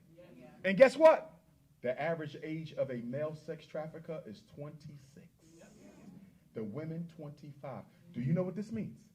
Most of us, when we think of sex trafficker, we think of old white man. No.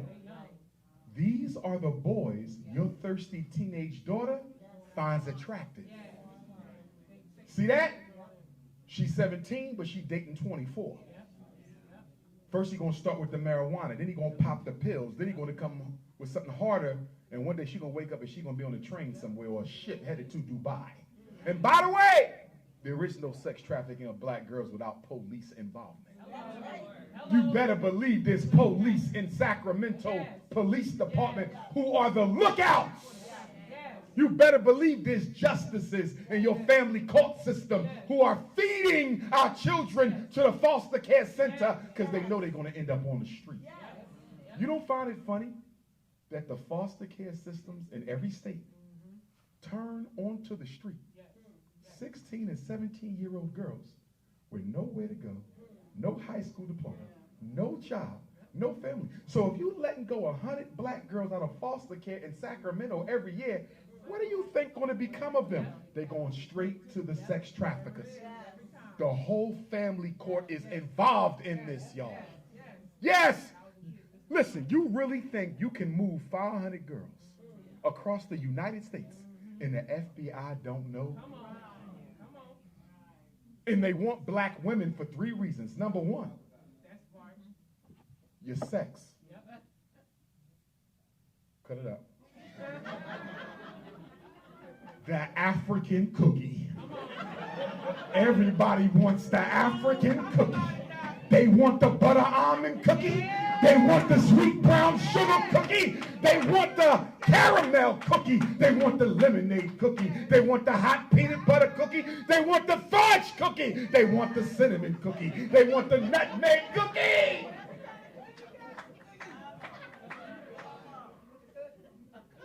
And you know, in white culture, I know, because I went to high school with white guys, they believe you've never had sex until you had some of that African jungle cookie.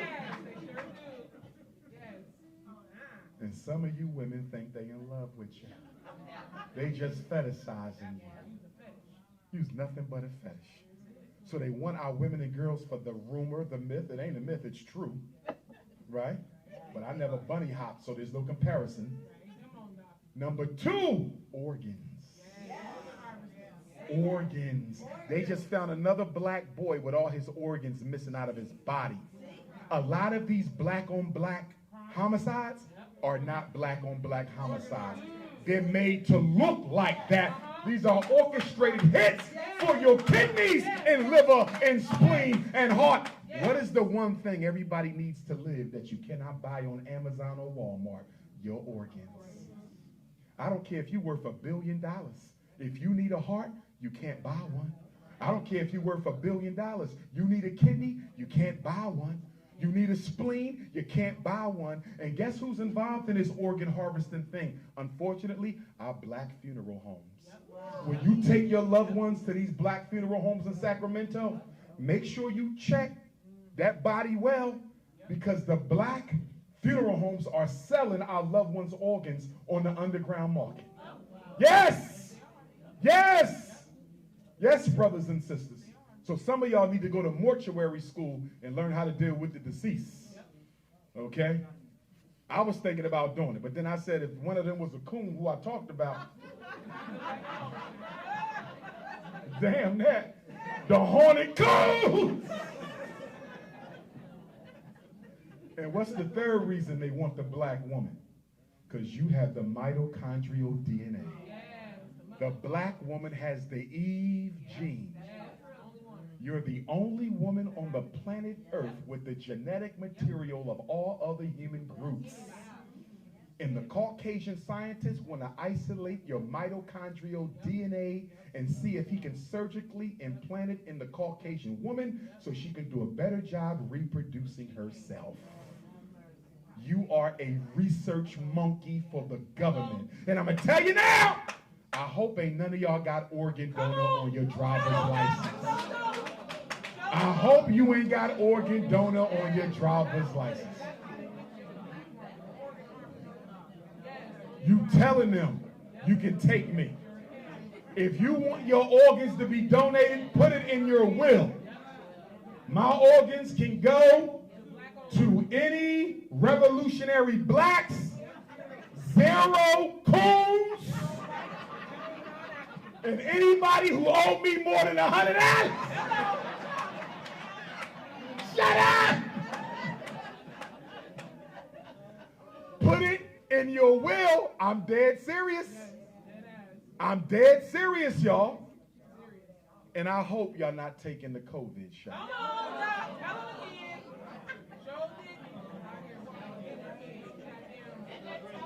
Former Secretary of State and Chair of the U.S. Joint Chiefs of Staff, Colin Powell, took the COVID shot.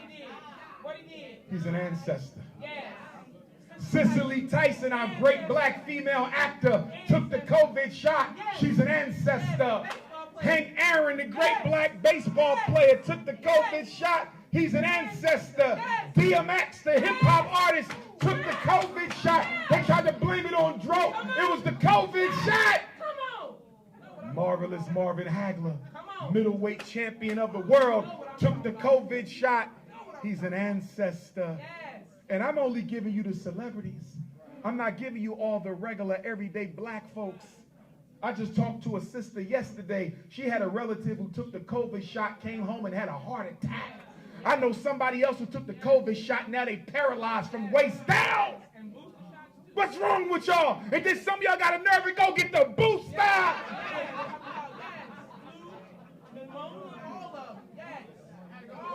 Listen, we've been getting shots all our life. We ain't never had to get no booster 6 months later.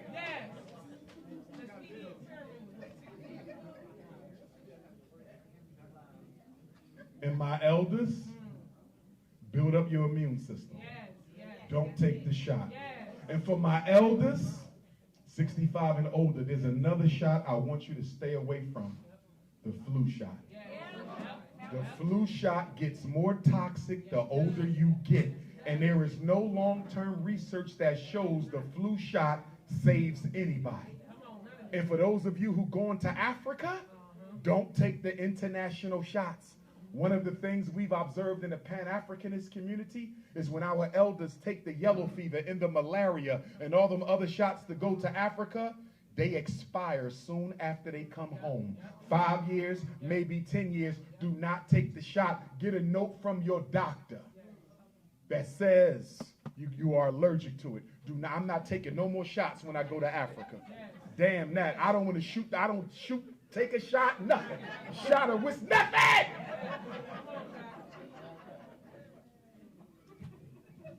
I'm dead serious, y'all. They trying to take us up out of here.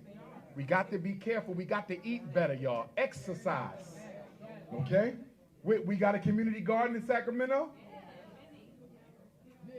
How many carrots you growing in there? 4?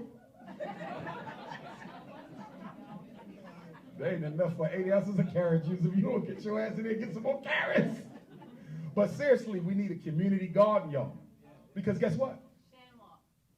What's that? I can't pronounce his name. Shamrock Shake? Anybody know his name? It's a brother with a community garden? It's CHANOK. We need to know them things. Let's get with Shamrock. Yisrael, Shamrock. Who else we got? You know what else y'all need to start doing, Sacramento? Disaster preparedness planning. For example, because you know white folks been meeting. They don't meet unless they know something. Bill Gates is building a bunker. Mark Zuckerberg is building a bunker. Barack and Michelle came out with that movie on Netflix 2 weeks ago.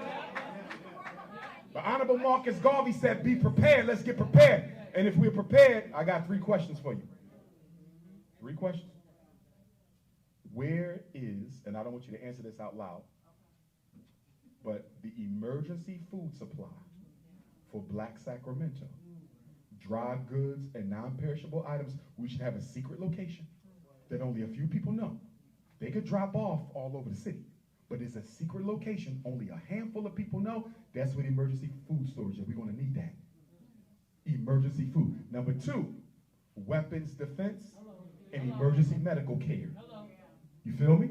Our black nurses got to get organized. Marcus Garvey had the Black Cross nurses. We got to organize the black nurses because back in the 1920s, Red Cross was racist as hell and wouldn't help black folks. And that's when Garvey came with the Black Cross nurses. So our black nurses, our black physicians got to get organized. This is why we can't be marrying outside the race. Because when you have a non-African spouse, how do we know we can trust your ass when the going get tough? Pillow talk is something else. Also, if we have to evacuate Sacramento on high land, is it on low land? Okay, so that means we got to get the high. What's the best directions to go? Do we have an exit plan, a map that all black people can access so we know where to meet up and where to go, Harriet Tubman style? Come on, y'all. We got to get ready for this. Also, what structures in Sacramento are nuclear proof in case there's a nuclear disaster? Is this building nuclear proof? Certain public schools, certain churches, certain malls? Disaster proof, hurricane proof, tornado proof? We should know that. We got to get with our building engineers, those who are involved in city planning. Y'all got to get organized, y'all. Because they're going to try to wipe us out in 1 or 2 blows. Make sure you have your weapons too, because I have a fear. I hope I'm wrong. But I have a fear that the U.S. government is going to manipulate a civil war between black and brown people. Do you hear me? I don't want to go to war with the brown people.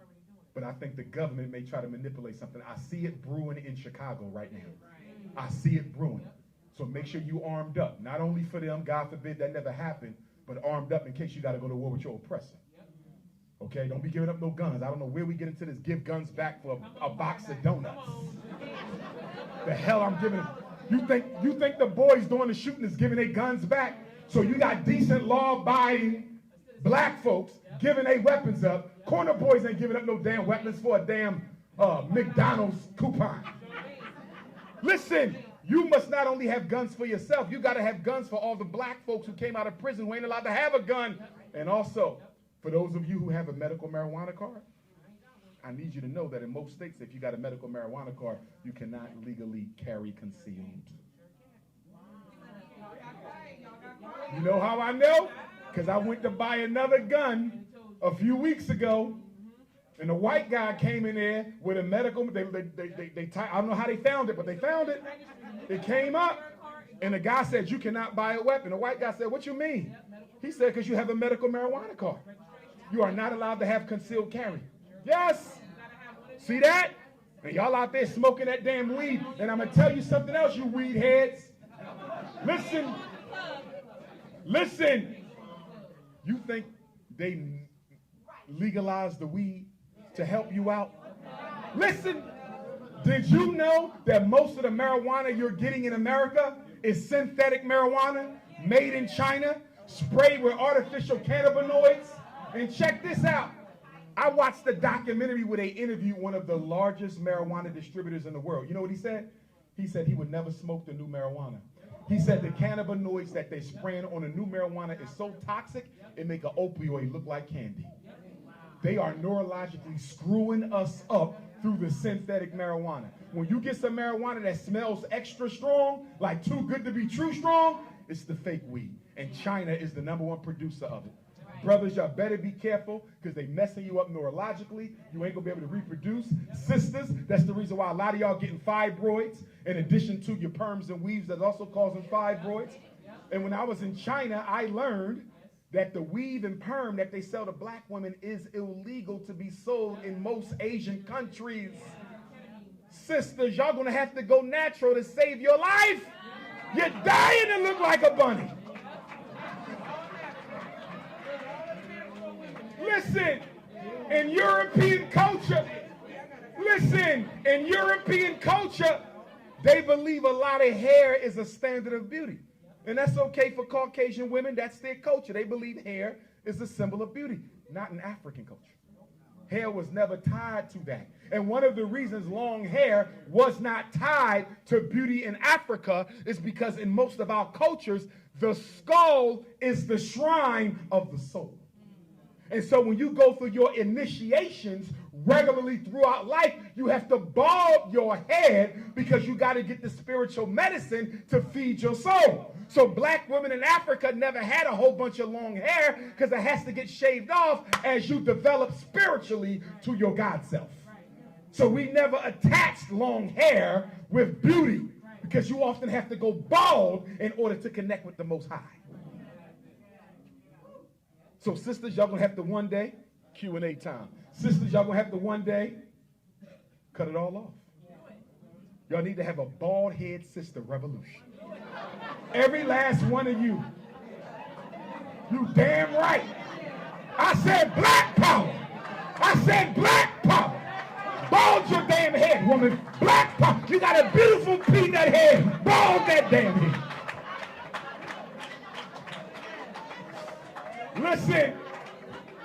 Listen, as I get ready to close out and take a few questions.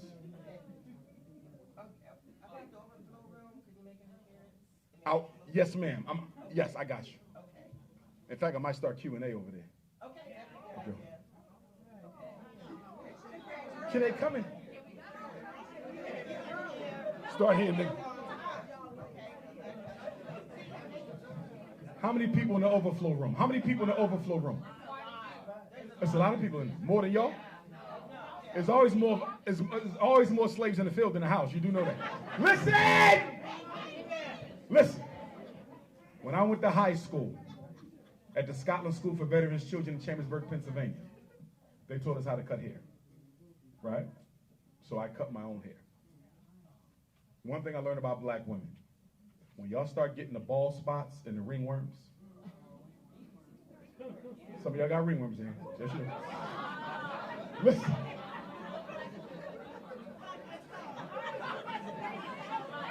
Too much luster's big oil. Listen. You better get some soul glow. Just let your soul go. Listen. Ladies, sometimes you gotta cut it all off. Let your scalp breathe. Y'all start going bald on the sides and keep wanting to stick some fake glue. You get a ringworm, you keep trying to cover it up. No! Your head needs oxygen! That big ass head needs to be oxygenated!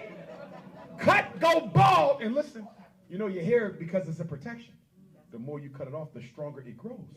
So some of y'all say, my hair done got too weak with all the cut it off and let Mother Nature grow it back. And guess what? This is the perfect time to do it. Because this is January. You got January, February, and March. If you go bald now, by the time you get to April, you have a nice little baby fro. I'm serious. Listen, remember Sanaa Lathan cut her head off for the movie? She was already a beautiful woman, but look at how beautiful you just, because y'all got the cheekbones, the lips, the nose, y'all so fine, and y'all keep covering y'all beauty up with these weaves and wigs. See, I got a real simple rule for the Ifa Tunde Queendom. If I can't grab it, you can't have it!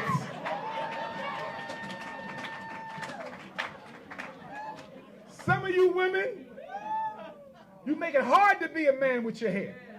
When y'all come home from the shop, you can't touch you. You gotta sleep sitting up on some mummy shit. Brothers know what I'm talking about. You trying to make love to your queen, you gotta hold her a certain way so the bang don't go that way.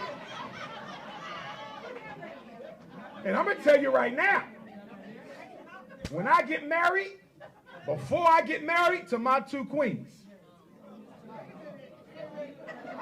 I said two. I got a lot of work to do for the people. I need two. Listen! Listen! Before we get married, we doing an STD check, a credit check, a background check, and a scalp check. Because I swear to God, if we walk down that aisle and I find out you bald under that.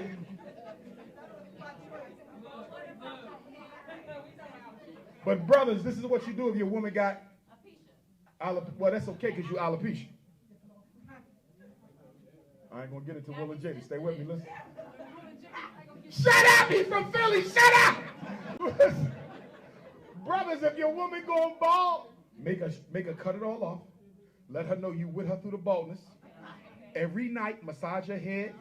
Get you some hot almond oil, shea butter, and kiss that bald head. If you TLC your woman's head, the ringworm will go away, the bald spots will go away, the receding sideburns will go away. And listen, ladies, ain't that wrong? I know some of y'all, because we live in America, they value youth, they don't value age. We African, we value age and youth. So some of y'all try to convince yourself you're not getting older by holding on to your baby hair sideburns. Shut up! I ain't got no problem with you hanging on to your baby hair sideburns, but can you make sure they don't look like Elvis's? Some of y'all be having 5-inch wide baby hair sideburns. Looking like Beverly Hills 90210 or some shit. Listen, get them baby hair sideburns down. Don't forget the eyelashes, though.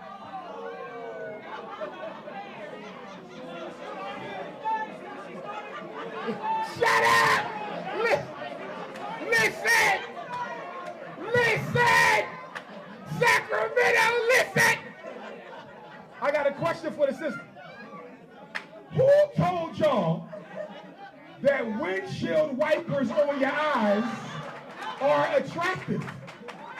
I don't know a single black man who's turned on because you got car wipers.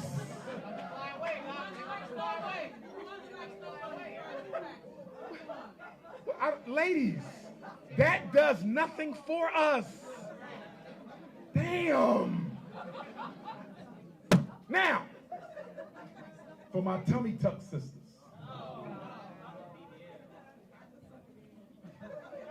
Just listen, first of all, ain't nothing wrong with a little softness right here. Because when I'm done working you out, I need a nap. Anyway, shut up! Shut up! Shut up! Listen. That's my pillow. Shut up! Listen.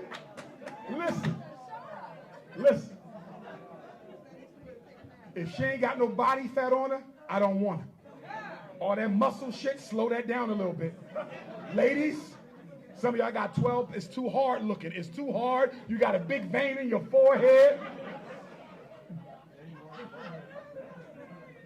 Ladies, you got to be feminine. It's okay to work out. Angela Bassett did it for What's Love Got to Do with it? But don't get too hawky up in here.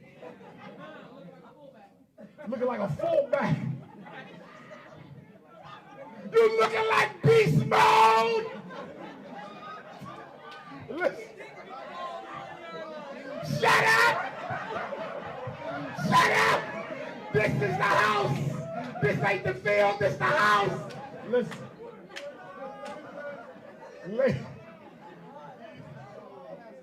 You know what?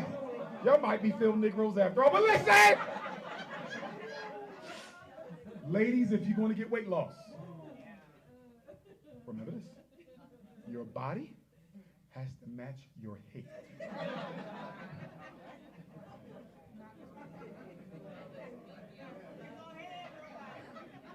Shut up! If you got a 500-pound head, you cannot get a Megan Good surgery because your neck won't be strong enough for that damn military tank on your shoulder. There's nothing worse than a beautiful black woman who was curvy and everything went and did the skinny surgery and thinks she looked good because she's matching European standards of, and so uncomfortable. What you do? You was curvy, pow, tow, pow. You done went Chico stick on me. And you got a big ass head. You done lost the body and gained the head. As I conclude.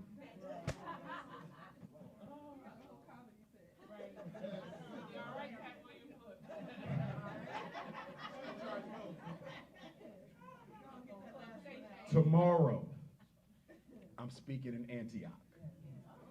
So if any of y'all want a part 2, and I'm going to discuss things I didn't discuss today.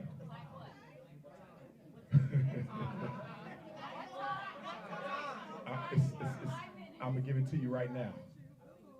Tomorrow in Antioch, the doors open up at 4, and I will speak at 6. It's open up at 4 because there's going to be a black marketplace just like we had here today to support the businesses. And when we're done, you better buy something from one of the black businesses in here. I got bad news and good news about the books. The bad news is my printer couldn't get them over here. The good news, well, let me finish Antioch, and I'm going to give you the good news. Antioch tomorrow, doors at 4. I start speaking at 6. You could text me for the address. I'm going to give you my number. But we're going to be at the Delta Bay Community Church, 1020 East Tregallis Road. It's exactly 70 minutes from where you're sitting. Let me give you my phone number. Take out your phone so you have it. You can reach Dr. Umar directly. Parents, if you have issues with your children and you need a consultation, feel free to text me, Dr. Umar, I need a consult. I'm going to tell you right now, I need to see all of your child's previous psychological evaluations and psychiatric evaluations. Remember, a child in special ed in America must be reevaluated every 3 years. If they're classified as intellectually disabled, they must be reevaluated every 2 years. So if your child been in special ed since the 2nd grade, that means there's a 5th grade re-eval, an 8th grade re-eval, and if he's old enough, an 11th grade re-eval. If that child is intellectually disabled, meaning he has an IQ score less than 70 with a coexisting deficit in some major life functioning area, he gets reevaluated every 2.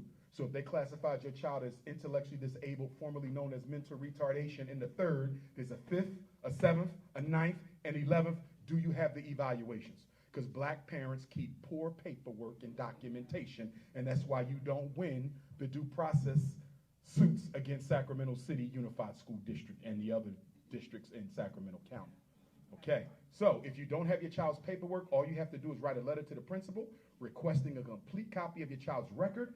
This is a right you have under FERPA, Family Educational Rights and Privacy Act of 1974. It gives you a complete copy to everything in the school with your child's likeness or name on it. So all you have to do is write a letter. Dear Dr. Silverberger, my son is a 3rd grader at We Hate Black Children Charter School in Sacramento. I'm requesting a complete copy of my son's academic record to include report cards, standardized testing, all psychological evaluations, discipline write-ups, classroom notes, medical documentation, student pupil pocket forms, and anything else you want to put. And then you say, I understand you have 45 days to provide me with a copy of my son or daughter's record. Please let me know if there's a cost associated with my request. They cannot charge you a service fee, but they can charge you for the cost of the papers. You ain't gonna pay more than $20. Now, if you got a kid who bad as hell, you might gotta drop $500 for his ass, right? But you're not gonna pay more than $20. You wanna do the records request because I need to see all the reports to really effectively help you with your child. If anybody here struggling with depression or suicide or anxiety and you need some life coaching, I also do life coaching. My consultations and life coachings are $75 an hour if we do telephone, and it's $100 an hour if you want to look at my fine ass face in the video, okay? 215-989-9858. I repeat, 215-989-9858. If you're coming to Antioch, text me for the flyer, but I got some good news. Remember I said the books ain't here, that's the bad news. The good news, Elder, is this. I will be back in California, Bay Area, in 3 weeks. On Saturday, February the 10th, I'm going to be offering a black parent 8-hour Know Your School Rights boot camp in Oakland. That's only an hour drive. Listen to me carefully. In those 8 hours, I'm going to train you how to be an advocate for not only your child, but any child in Sacramento County. We're going to go through all the disabilities, all the disruptive behavior disorders. I'm going to show you how to write letters, how to keep documentation, how to conduct yourself at a meeting. We're going to go through the whole IEP process, the whole psychological evaluation process, the whole functional behavioral assessment process, the whole behavior plan process, the 504 process, the federal civil rights amendments, the major Supreme Court educational decisions. We're going to go through everything. It's going to cost you $50. We're going to feed you too. It's going to be 9 until 5. We normally do 9 to 9. But I'm not going to keep you for 12 hours. I'm going to keep you for 8. But I want you to know something. If you're not in your seat by 11 o'clock, we start at 9. Registration 8, we start at 9. If you're not in your seat by 11, you will not be allowed in. And the reason you will not be allowed in, if you come to my training 2 hours late, you have already missed the foundational material. It builds as we go through the day. There's no way I can back all the way up, set everybody else back, because your lazy ass decided to show up when you want. So if you know you lazy, come to Oakland the night before, get you the Red Roof Special with your girlfriend, $30 a piece. Get your sideburns ready. But let me give you this. On my website, drumarjohnson.com, but you have my number so you can text me for the link. By tomorrow morning, the $50 registration will be on my website. You can register, or you can text me for the link. I'll send it to you. Tell your girlfriends, tell your aunts, black men, y'all need to come because I'm sick and tired of black mothers fighting for your son in these schools and you know where to be seen. We got to do better. Now, I've already done this training once already in Long Beach, right before COVID struck in 2020. We had a great training. The reason I'm doing a second one is California is so large, I didn't want to deprive my Bay Area people of the training the Los Angeles family got. So I'm gonna do it one time, but I'm telling you now, if you miss this, it's never coming back, because I only do one per state, because it takes a lot out of me. I mean, this 8 hours on my feet. I'm trained. Don't get me wrong. We laughing and having fun. I'm cracking my jokes. You're going to love it. We're going to have snacks and water. You know, come comfortable, ladies. If your toes is done, wear some flip-flops.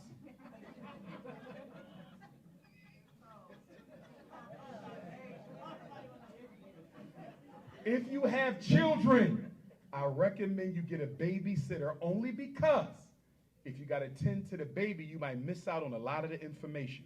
You're going to get a training packet from me that's this thick, that's going to be yours forever. Now, if you say, Dr. Umar, I don't leave my children with nobody, they got to come with me, bring them.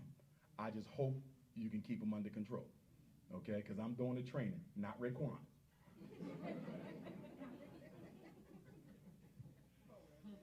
Also, I'm going back to Africa, group trip. As y'all know, I normally do a group trip. I haven't done one since COVID. We're going to Ghana, Gambia, and Senegal. Three countries, 14 days, 14 nights. 1 day of flight going to Africa, 1 day of flight coming back home, and that means 4 nights in Senegal, 4 nights in Ghana, 4 nights in Gambia. If you're interested, I will have the registration information by February the 1st. Queen Mother Sharifa Burnett, who does all my tours, you'll just call her up, pay your deposit, and move on. You get your passport.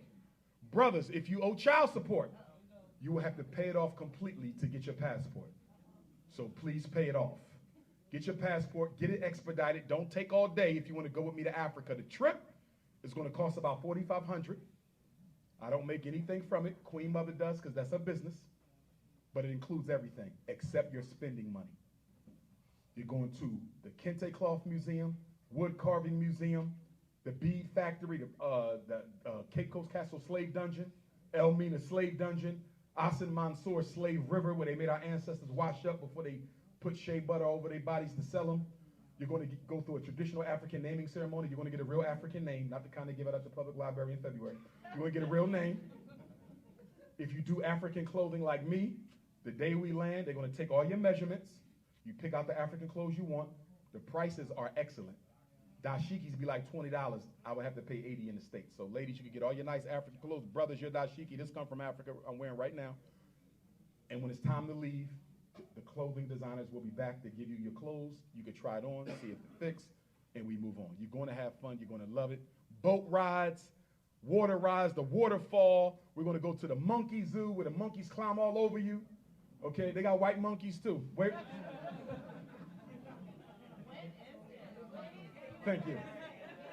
The last week of July, first week of August. Okay?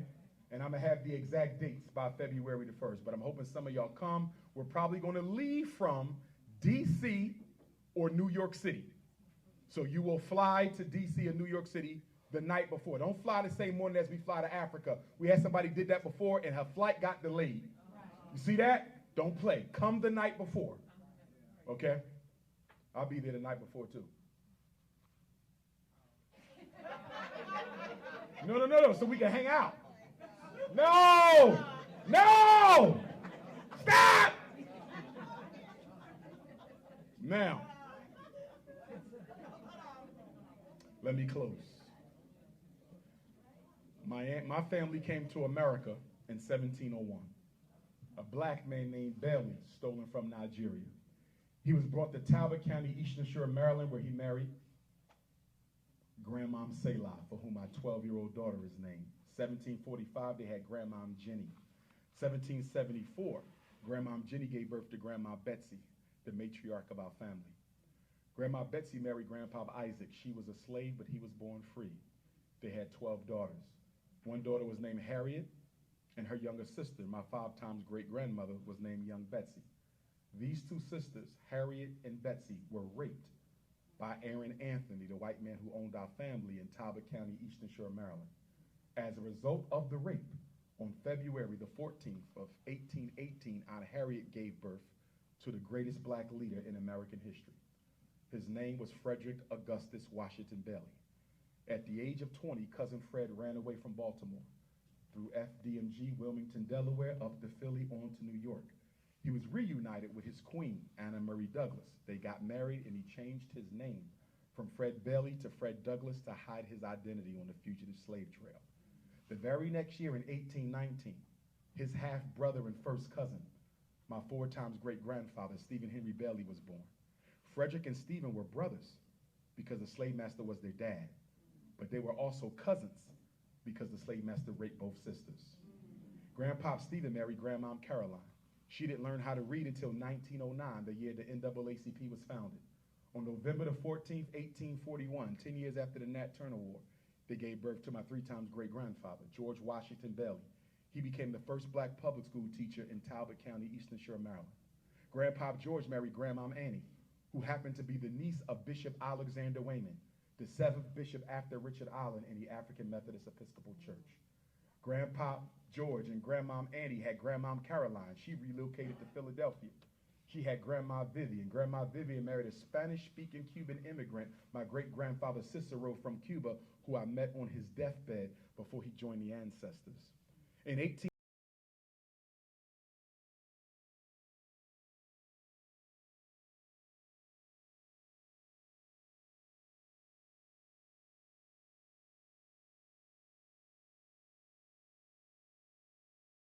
Yes, sir.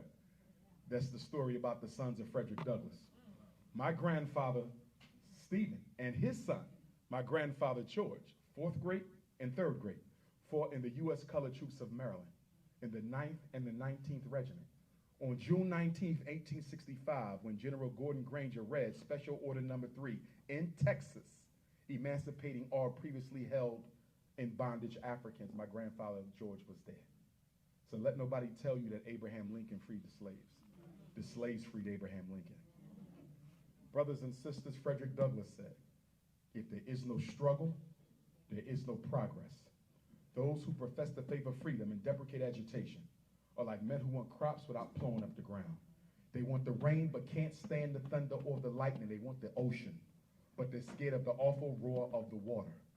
Frederick said, for 20 years I prayed on my knees to God for freedom. But the good Lord gave me no freedom until I got up off my knees and start praying with my feet. He said, a man may not get all you pay for in this world, but you will pay for everything that you get. And if we as African people are ever to be free in America, we will pay for that freedom. We will pay with words. We will pay with blows. We might pay with our life.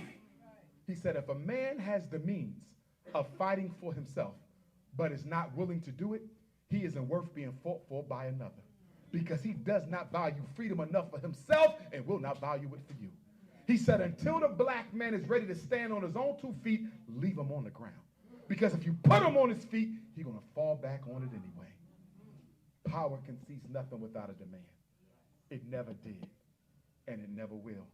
The most honorable Marcus Messiah Garvey, who gave us the largest black organization in modern history, the greatest human organizer of all time, and the only post-slavery leader to give us a movement without the exploitation of religion. Garvey said, without confidence in yourself, you are twice defeated in the race of life. But with confidence, you have won, even before you have started. Marcus Garvey said, if the black man and woman are not careful, you will drink in all the poison of Western civilization, and you will die from the effects of it. Garvey said the greatest weapon used against the Negro is this organization. He said we are a race of people cursed with petty differences. If we ain't got a reason to fight, we'll make one up. Garvey said when he was asked, are you an African or are you a Jamaican? He said, I would never give up a continent for an island. I am an African. Brothers and sisters, at the Frederick Douglass Marcus Garvey Academy, we're also going to be having a conscious singles convention. For those of you who are single and looking for a conscious mate, because there's nothing more terrorizing than to be a conscious black woman having babies with a coon. And there's nothing more terrorizing than to be a conscious black man having babies with a lady coon. So we are working on a conscious singles event, which is going to be professional, respectful, courteous, above the board, And if you're single and looking for a mate, you will be invited to it. If you have ever bunny hopped in your life, you are forbidden to attend the Conscious Singles Convention. Sacramento, California, I love you. One love.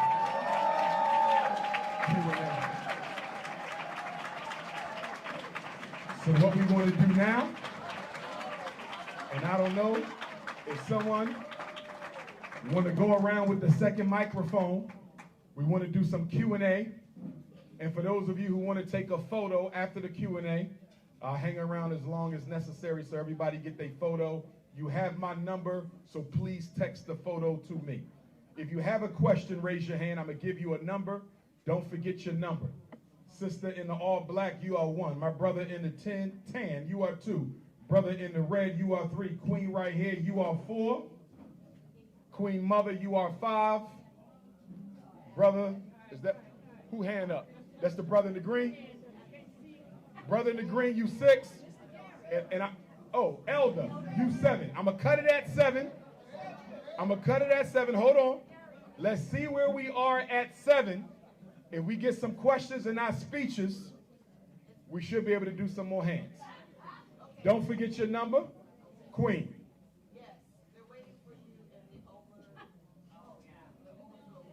Okay. Could I take the first 3 hit?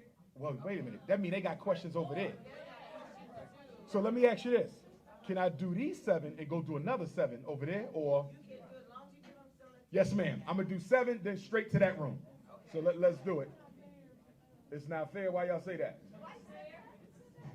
Okay, it is fair. All right. Queen, yeah, we're going to go over there. They need that energy. I got you, Queen. Who the first sister? She was in all black. State your question. I have it, but I don't know who's going to bring it to you.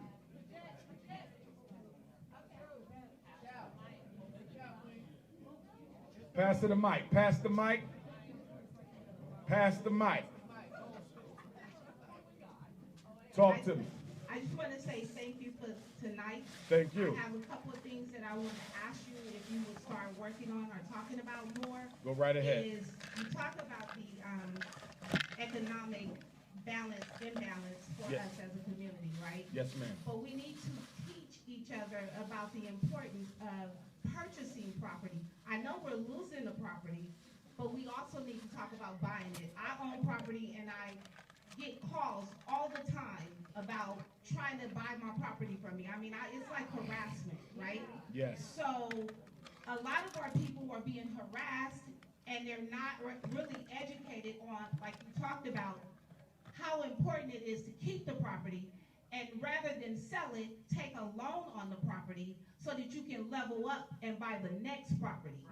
A lot of us sell and then we think we can go buy something in another neighborhood, right? But like you said, when we're trying to leave our own community and go into the white community, That's right. now we're going to spend 5 times more than what we would have paid in our own neighborhood. That's right. I will admit, and I've experienced a lot of redlining over the years. I bought my first property. I had my first property built in 1992.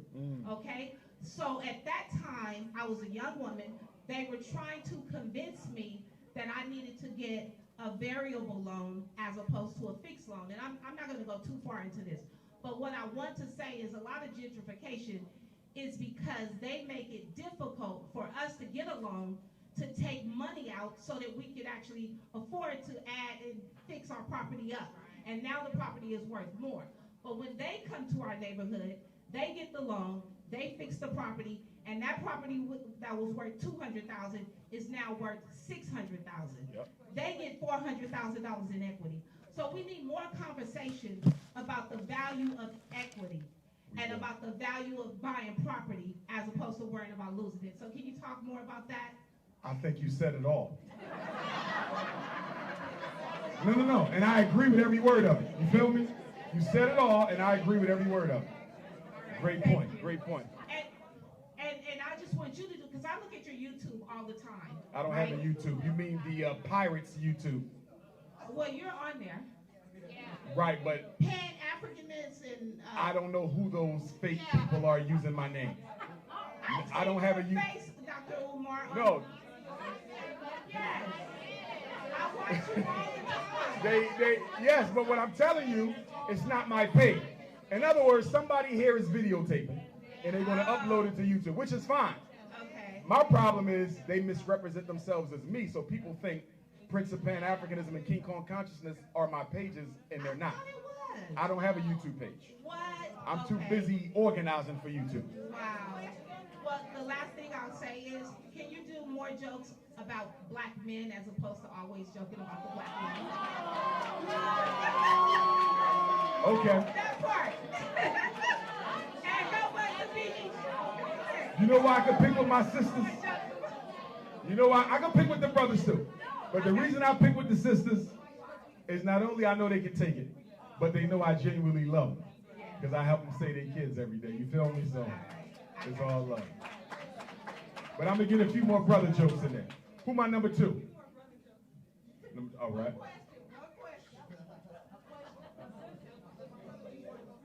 Dr. Johnson, Yes, sir. Sacramento. Thank you, brother. That's my cousin. He's actually half snow bunny, so he hates me. You have Snow Bunny? It's all good. One family, one family, my one question family. is, there's two questions. What is your opinion on the California Reparations Task Force, which I was indirectly working on? And second is more of a statement. I want you to kind of expand on the statement was, we're born black and we choose Christianity. You had said in one of the YouTube piracy videos that, how'd you say? You said the Pope every morning prays to a black Mary and Jesus. And when you said, I see there's no way in hell. And it may not be every morning, but regularly, because it's in the basement of the Vatican. I looked into it, and it was Yeah, you can get the picture on the internet of I the saw Pope it. bent down. I read into it. Yeah. So this idea of our And I just came from Cologne City, Panama, where they also have a black Christ in the cathedral. Shocking, it's shocking. beautiful. So I think as a people, we don't pay enough attention to our skin and the culture and the age of it. We're so Because quick we to have jump. allowed religion to strip blackness of its divinity and spiritual power. This is not a color, this is power. Absolutely. Absolutely. So California Reparations Task Force, Yes, that, sir. and being black and all the crazy. What do we know about California? One thing we know about California, because it is so multicultural, anything America wants to do to black people, they always test run it in California. They test ran the transgender thing here, they test ran the LGBTQ, they test ran feminism here, they test ran multiculturalism, and they're going to test run the reparations. I believe the purpose of the California Reparations Task Force is see how little they can give black people for us to be satisfied. Did y'all hear what I just said? Absolutely. See, because see, here's the thing, and I'm glad you brought this up, brother.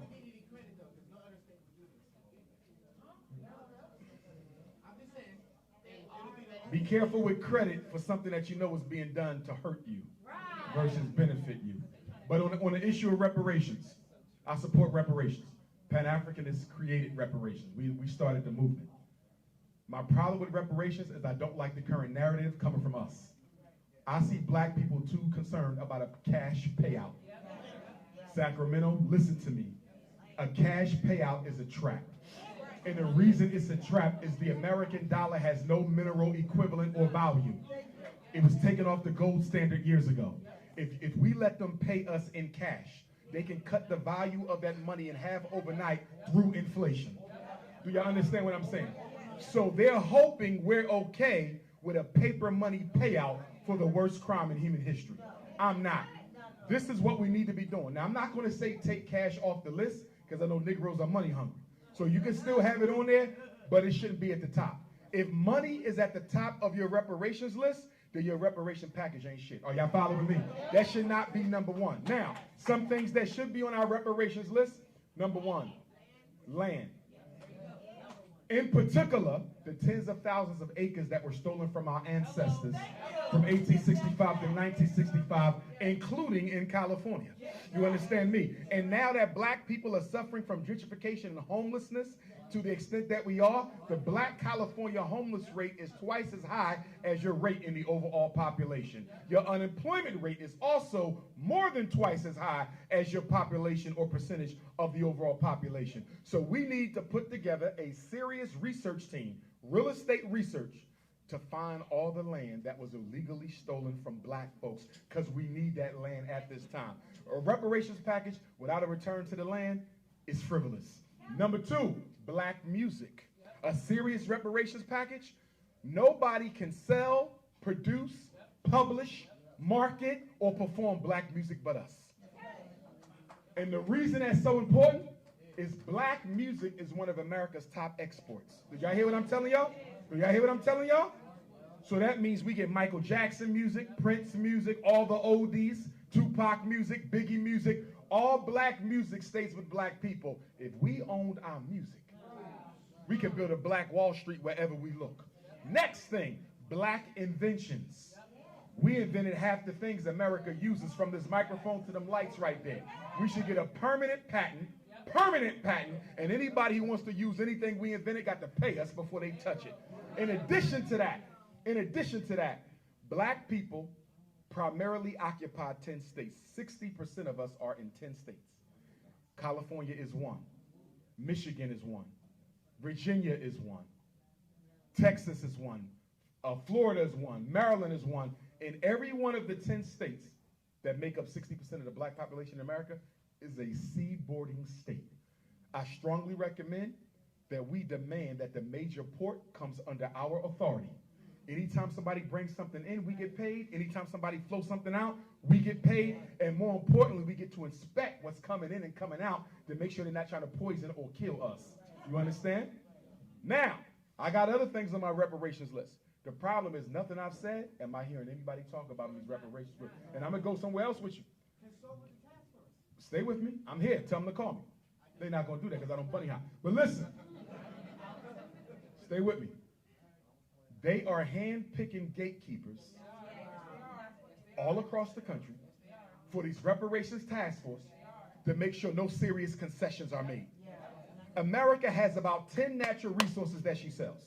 She sells solar energy, she sells water, she sells oil, she sells gold.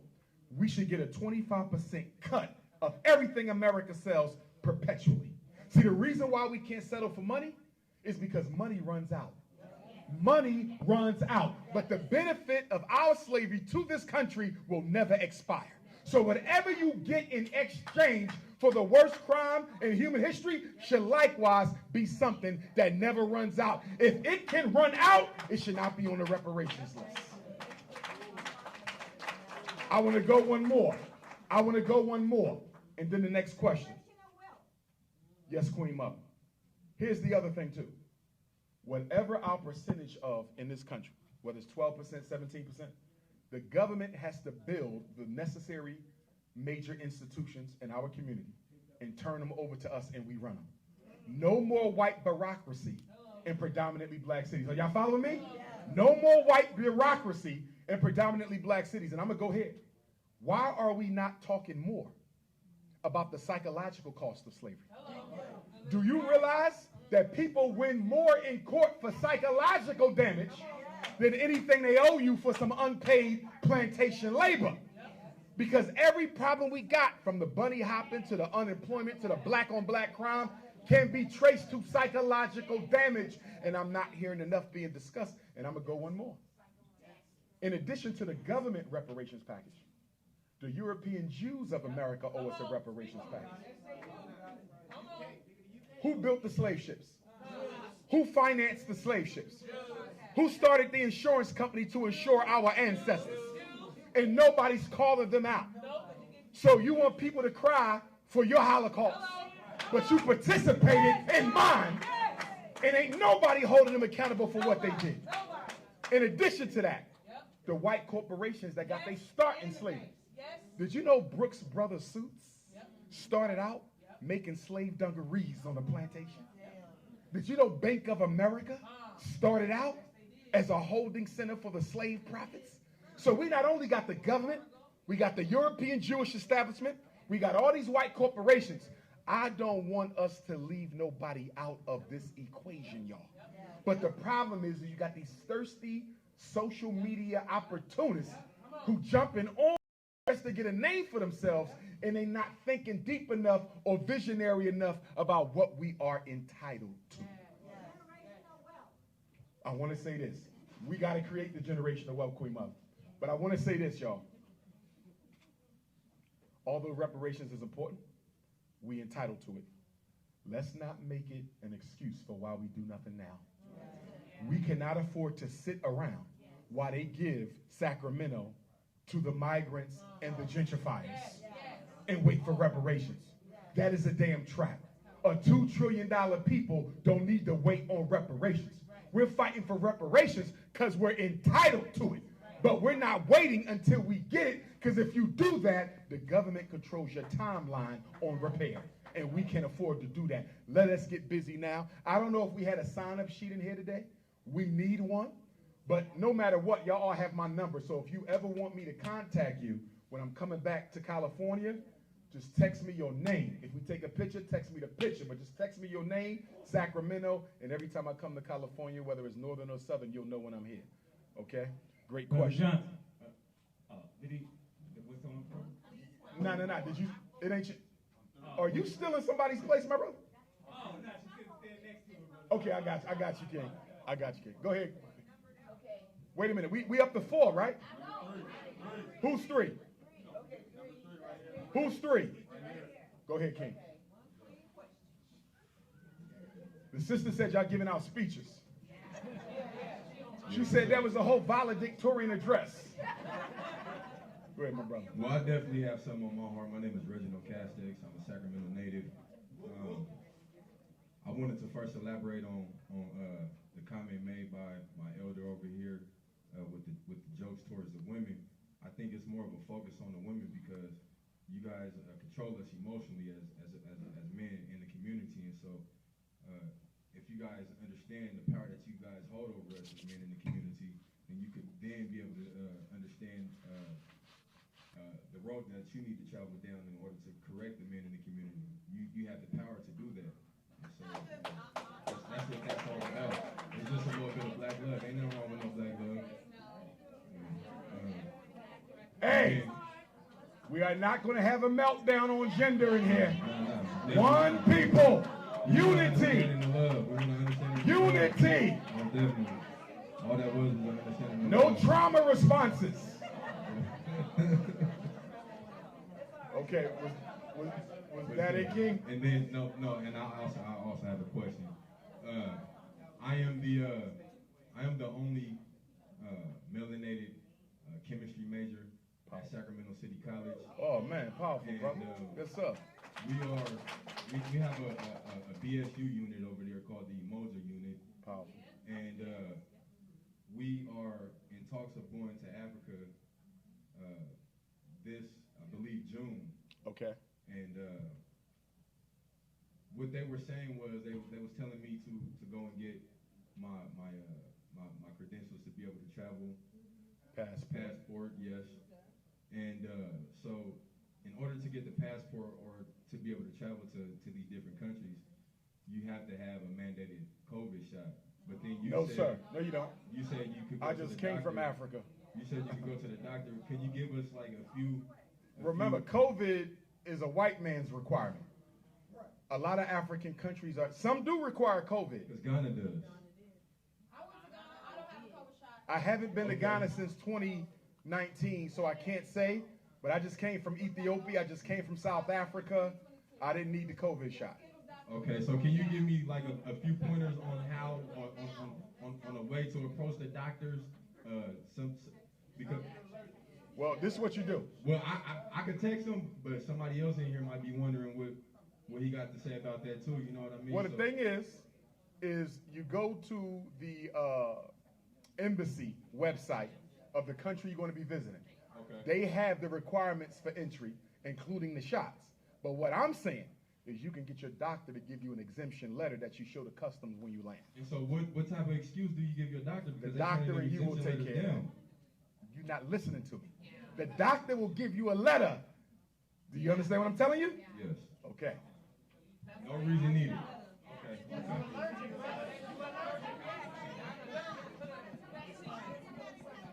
Okay. Do you feel? Listen to that. For sure. I thank y'all for y'all time. Thank you, Dr. No Umar. problem, brother. Appreciate it. Love you, man. Who number 4? Dr. Umar. Jasmine Guy, how you doing this afternoon? With Power Moves Presents. I met you in like 2017 at the Madonna Black something in Atlanta. I actually saw you speak. You had special guests, David Banner. Oh, you was T.I. T.I.? I was there. Okay. You were going to Shout let out me to interview T.I. you. Yeah. But I didn't. But I want to know Usher about. was there. We talk about indeed. We talk about trauma. You talk about trauma a lot and how Black boys are over Represented. assessed. Yes, assessed, with regards to diagnosed. ADHD. Yeah. I want to know about your trauma. What made you get Damn. into the work that?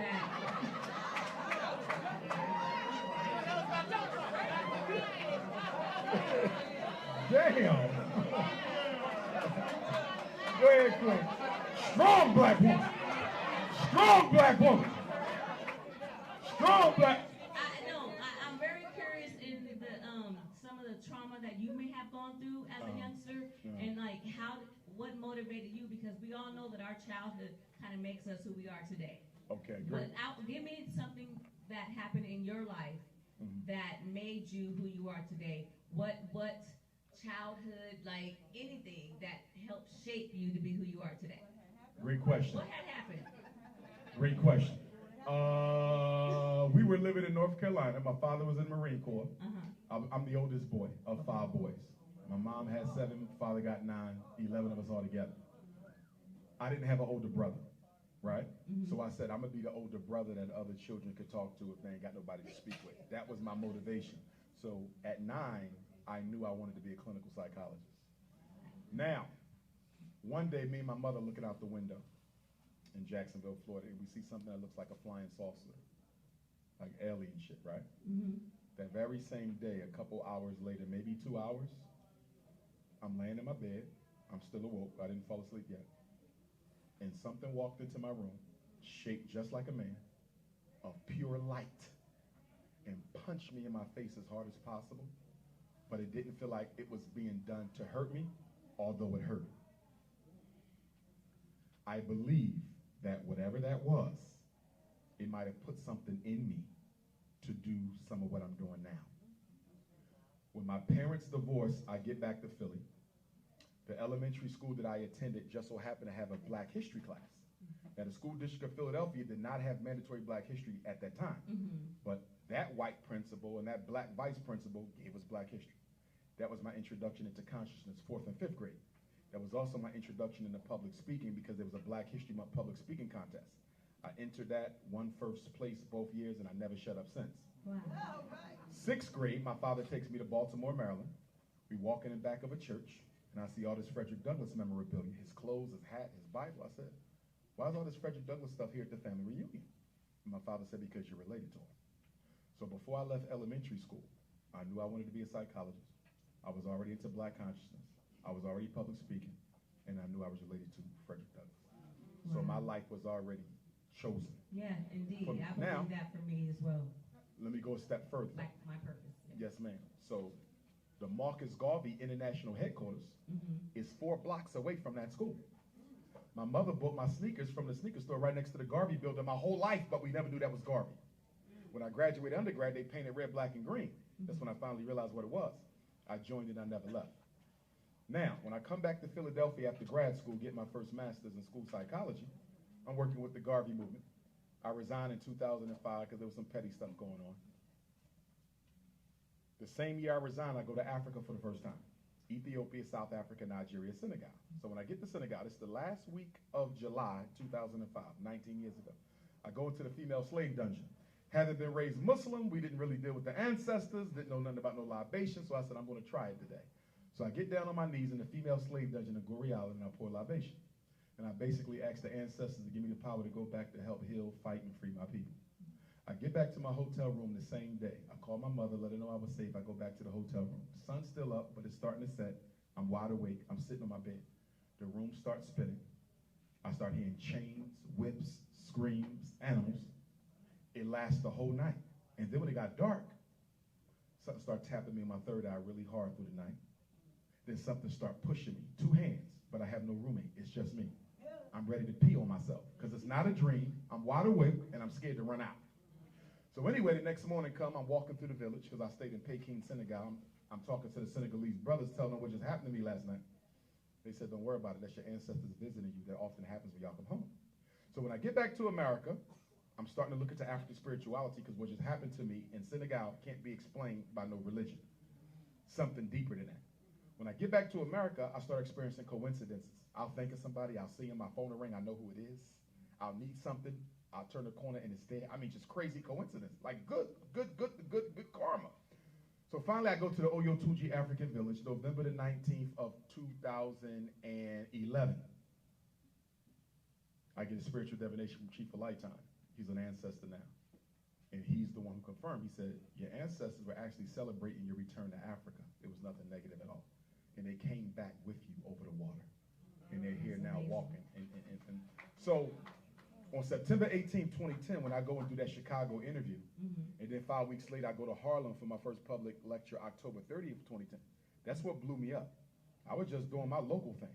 But the point that I'm trying to make is whatever happened with that yellow being that came into my room in Jacksonville, and what happened to me with them ancestors in Goree Island slave dungeon, I think is responsible for what I'm doing and how I'm doing it right now. Because I was always a Pan-Africanist, but I was just in Philly doing my thing. Nobody knew me outside of Pennsylvania, and it changed overnight like that. And when would you quit? When, like, is quitting an option for you? No. What would ever make you stop? Nothing. Death. We die with our boots on, just like Douglas, just like Garvey. Yeah. All right. Peace, respect, and blessings. Thank you, Mama. Thank you. All right. Who's the number 5? Sure. Who the number 5? Go ahead, gorgeous. Ladies and gentlemen, I am Sister Mariana. I am your self-delegated mic Yes, moderator. Mama. Where's the next person? Who's number 5? The only Right over here, right person behind. allowed to Queen Mother. facilitate is Dr. Umar. All who right, wants all a right. 30-second Sister Mariana. question with a response. Queen Mother. I just, you said something about the PTSD and the trauma. Yes, ma'am. That's real. And that's a very big problem in our community. Hold the mic up to your mouth, Queen Mother. And a lot of the black on black crime is traumatic children clashing with other traumatic children. Exactly. And many of them were raised on psychiatric medication, which many psychiatrists would attribute for causing at least 20% of the violence in our neighborhood. Thank you. With all of that said, see, I've always had an interest in law. So my thought is, why are we not suing America? We have enough evidence. We have enough pictures, receipts. We have generations that can speak on this. Why are we not taking our knowledge that they gave us or whatever of the law and suing them? That is an excellent question. And I'm going to tell you why. First of all, Malcolm X was assassinated because he wanted to take the U.S. to Human Rights Court. It would have embarrassed America. They couldn't let it happen. That's part of the reason why Malcolm had to die. It's also related to the reason King had to die 3 years later. But let me answer your question very directly. First of all, you're right. Because the UN Convention on Genocide, the definition they give, America has violated every tenet when it comes to black folks. Okay? Listen to it. The definition contained in Article 2 of the Convention describes genocide as a crime committed with the intent to destroy a national, ethnic, racial, or religious group in whole or in part. Did y'all see that? Now, to answer your question, the reason why we're not suing America is because black people are very neurotic and insecure about their American citizenship and identity. Black people love white people, and they love this country. And in order for us to sue America in world court, we would have to disidentify as American citizens, give ourselves a new name, and fight that way. But many of us in here had parents who died in the military and fought for this, and so we've been brainwashed into loving that red, white, and blue flag so much that we won't even consider not calling ourselves American for the sake of justice. That's why. Next question. What number were you, sister? What number were you? Yeah, Number great 6. point, Can I too. get number Great 6? point. 30-second Who's question. number 6? The only person allowed to be long-winded is Dr. Umar. Thank you, Sister Mariana, my pina colada Roll that on, roll that on, roll that on. My pina colada African queen. Talk to me, King. All right, how you doing, Doctor? All right. I hear you talk a lot about reparations, and we all know the list is long. We all know the list You is said long. reparations or recreations? Reparations. And we all know the list is very, very long of what we deserve. Yes, sir. Yes, sir. We know that. I think I'd like to hear you touch on more, if you can, in the future, about medicine and where that stands with us, because so much has been on our backs as slaves at where we are with med. We wouldn't have anesthesia. Yes. There's no way we could have some of these things, but the bigger picture of it all is we know we're owed it, but Yes. when and how do we organize to come up with solutions towards that? And I understand you said it's gate kept a little bit, but what are your plans? We can still overcome that. We got to organize here, and we got to organize now. We need a special committee for the survival and success of Black Sacramento. That's what we need. And that committee going to meet with the mayor before the election. That committee going to meet with all the council candidates before the election. That committee going to organize a trip. They're going to meet with the governor. We're going to meet with the chief of police to see what's the plan to get more black cops in this city. We're going to take care of everything, addressing the homelessness, the unemployment, organizing from within the community to build our own institutions. You have to do both. You don't just build, you also have to fight. You don't just fight racism, you also have to build. We have to have construction, building for ourselves, and then we still have to be reactionary because we have to defend the community against white onslaught. You do both of them. And how do we sort between chiefs and Indians with that? Well, that's always our biggest problem, right? That's always our biggest problem. So the way we would have to do that is we would have to go by consensus from those who, I would have criteria for who could vote in the consensus. You had to be in Sacramento for a certain amount of time. People have to be able to vouch for you. You can't be a gatekeeper, undercover bourgeoisie, whatever the case may be. And we choose people and we put them to work. You are chosen based on the work you produce. We can't just give people titles. You have to produce. I would argue that in the beginning, nobody has a title. Everybody has an assignment, but nobody has a title until the workers separate themselves. Because one thing we all know in here is the people who love to lead don't like to work. And some of your hardest workers ain't interested in leading.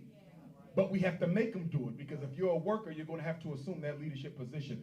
Our toughest problem in this room right here and in any other room where we are is finding the black people who are incorruptible. Too many of us are easily swayed to do wrong by our people. Money, fear, intimidation, opportunism. We need incorruptible Africans. And then we also need a ski mask team. We're going to have to operate just like the mob. No disrespect, brother. You sold out the people. I got to take a pinky off. I'm serious. I'm serious. If you do not punish betrayal and reward loyalty, nobody will take us seriously. I'll give you something. When the Italian mafia was still in operation, and they still are on a certain level, but when they were prominent, they had shootouts between the 5 families and everything. Children never got hit. Elders never got hit. Do you want to know why? They had a standing rule that if you take the life of a child, a woman, or an elder, you die. It don't matter which of the 5 families you belong to. It don't matter if you was a capo, a boss, or underboss. If you take the life of a woman, child, or elder, you die. We have no such thing in our community. And that's why when they come down the block shooting, they don't care if they kill the kids, the grandmom, innocent bystanders, because we ain't got no damn law. Even criminals have a code. We have nothing at all, and we need to get to it. And brothers, I'm going to say this specifically to black men, not to exclude my sisters. It is on us to take the streets back. The cops can't do it. They're going to kill indiscriminately. The mayor don't care. The governor don't care, because all they want the black youth to do is tear the community down so much so they can sell it to the whites for pennies on the dollar anyway and feed the gentrification. So black men got to stop being scared of these young bulls, go to the street, put them in their place. And I said something several years ago in Reno, Nevada that went viral, but I'm going to say it again now. Speaking as a psychologist, I love all our children out here, but some of them have been so corrupted and so damaged. I hate to say it. Some of them might got to go to sleep, y'all. I'm just being honest. There isn't such thing as a criminal mind. And we have destroyed some of our young people and grown people to the point where they're no good to nobody. I don't like to say that because I believe in the redemption of every African soul, but I'm also a realist. And realism dictates that some people are going to have to be put to sleep. We're going to have to go to war with each other before we go to war with the power structure. I'm going to say it again. There has to be a civil war amongst Africans before we fight anyone else. Because if you don't have a civil war, the people you should have checked will serve the power structure and destroy you. Remember, when the Black Panthers founded here in California, what did the FBI start doing? They start going to the criminals and the drug dealers, threatening them with prison time if you don't take this Panther out. This is what they was doing. They went to the criminals and said, you got to kill him or we're going to kill you. So we got to get serious about this. If we really, really serious, and you know what really keeps us? Most of us are not really loyal to the freedom of the people. We're loyal to the freedom of our clique. See, the problem is my brother might be the biggest drug dealer. My daddy might be the biggest sex trafficker. My sister might be one of the mayor's biggest Uncle Toms.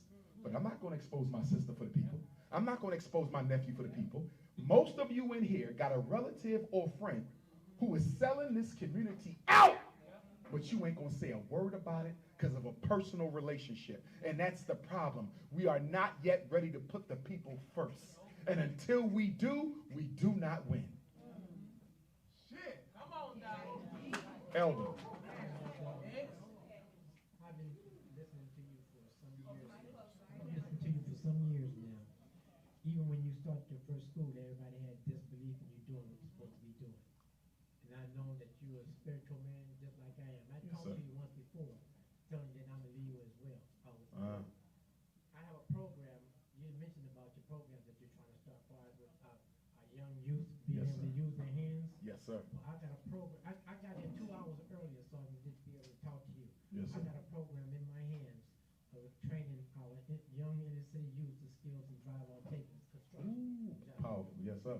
Right now they're charging, you're getting about $76 an hour in San Francisco for drywall taping. Powerful. Here in There's a national shortage on building trade skilled persons. Yes, and everything is going down. I'm ready to go back for another trade. Yeah, so I got the skills. I started when I was 11 years old with my father, and a lot of things happened to me in my life, but God left me here for a reason, and that's to get this school off the ground. And Yes, when sir. I was talking about it, I said I would try to see if I could be able to talk to you Yes, about sir. this program, and I got the plans right in my hand. Yes, sir. And did you take my number, Elder? I had your number. I called you about 20, 30 times. You got to text. No, listen. No. I don't answer. Listen. I did You got to text me, Baba. I did that too. Nah, you ain't. I don't know if you text. If y'all need me, you got to text me first. Because I get so many random calls. What is your name? What is your purpose? What is your ask? Go ahead, Elder. Clean enough. I had to get it to him. It's okay. I didn't wait here this long just for 15 seconds. But Yes, sir. anyway, I got my program in my hands, with the design and everything about my prototypes.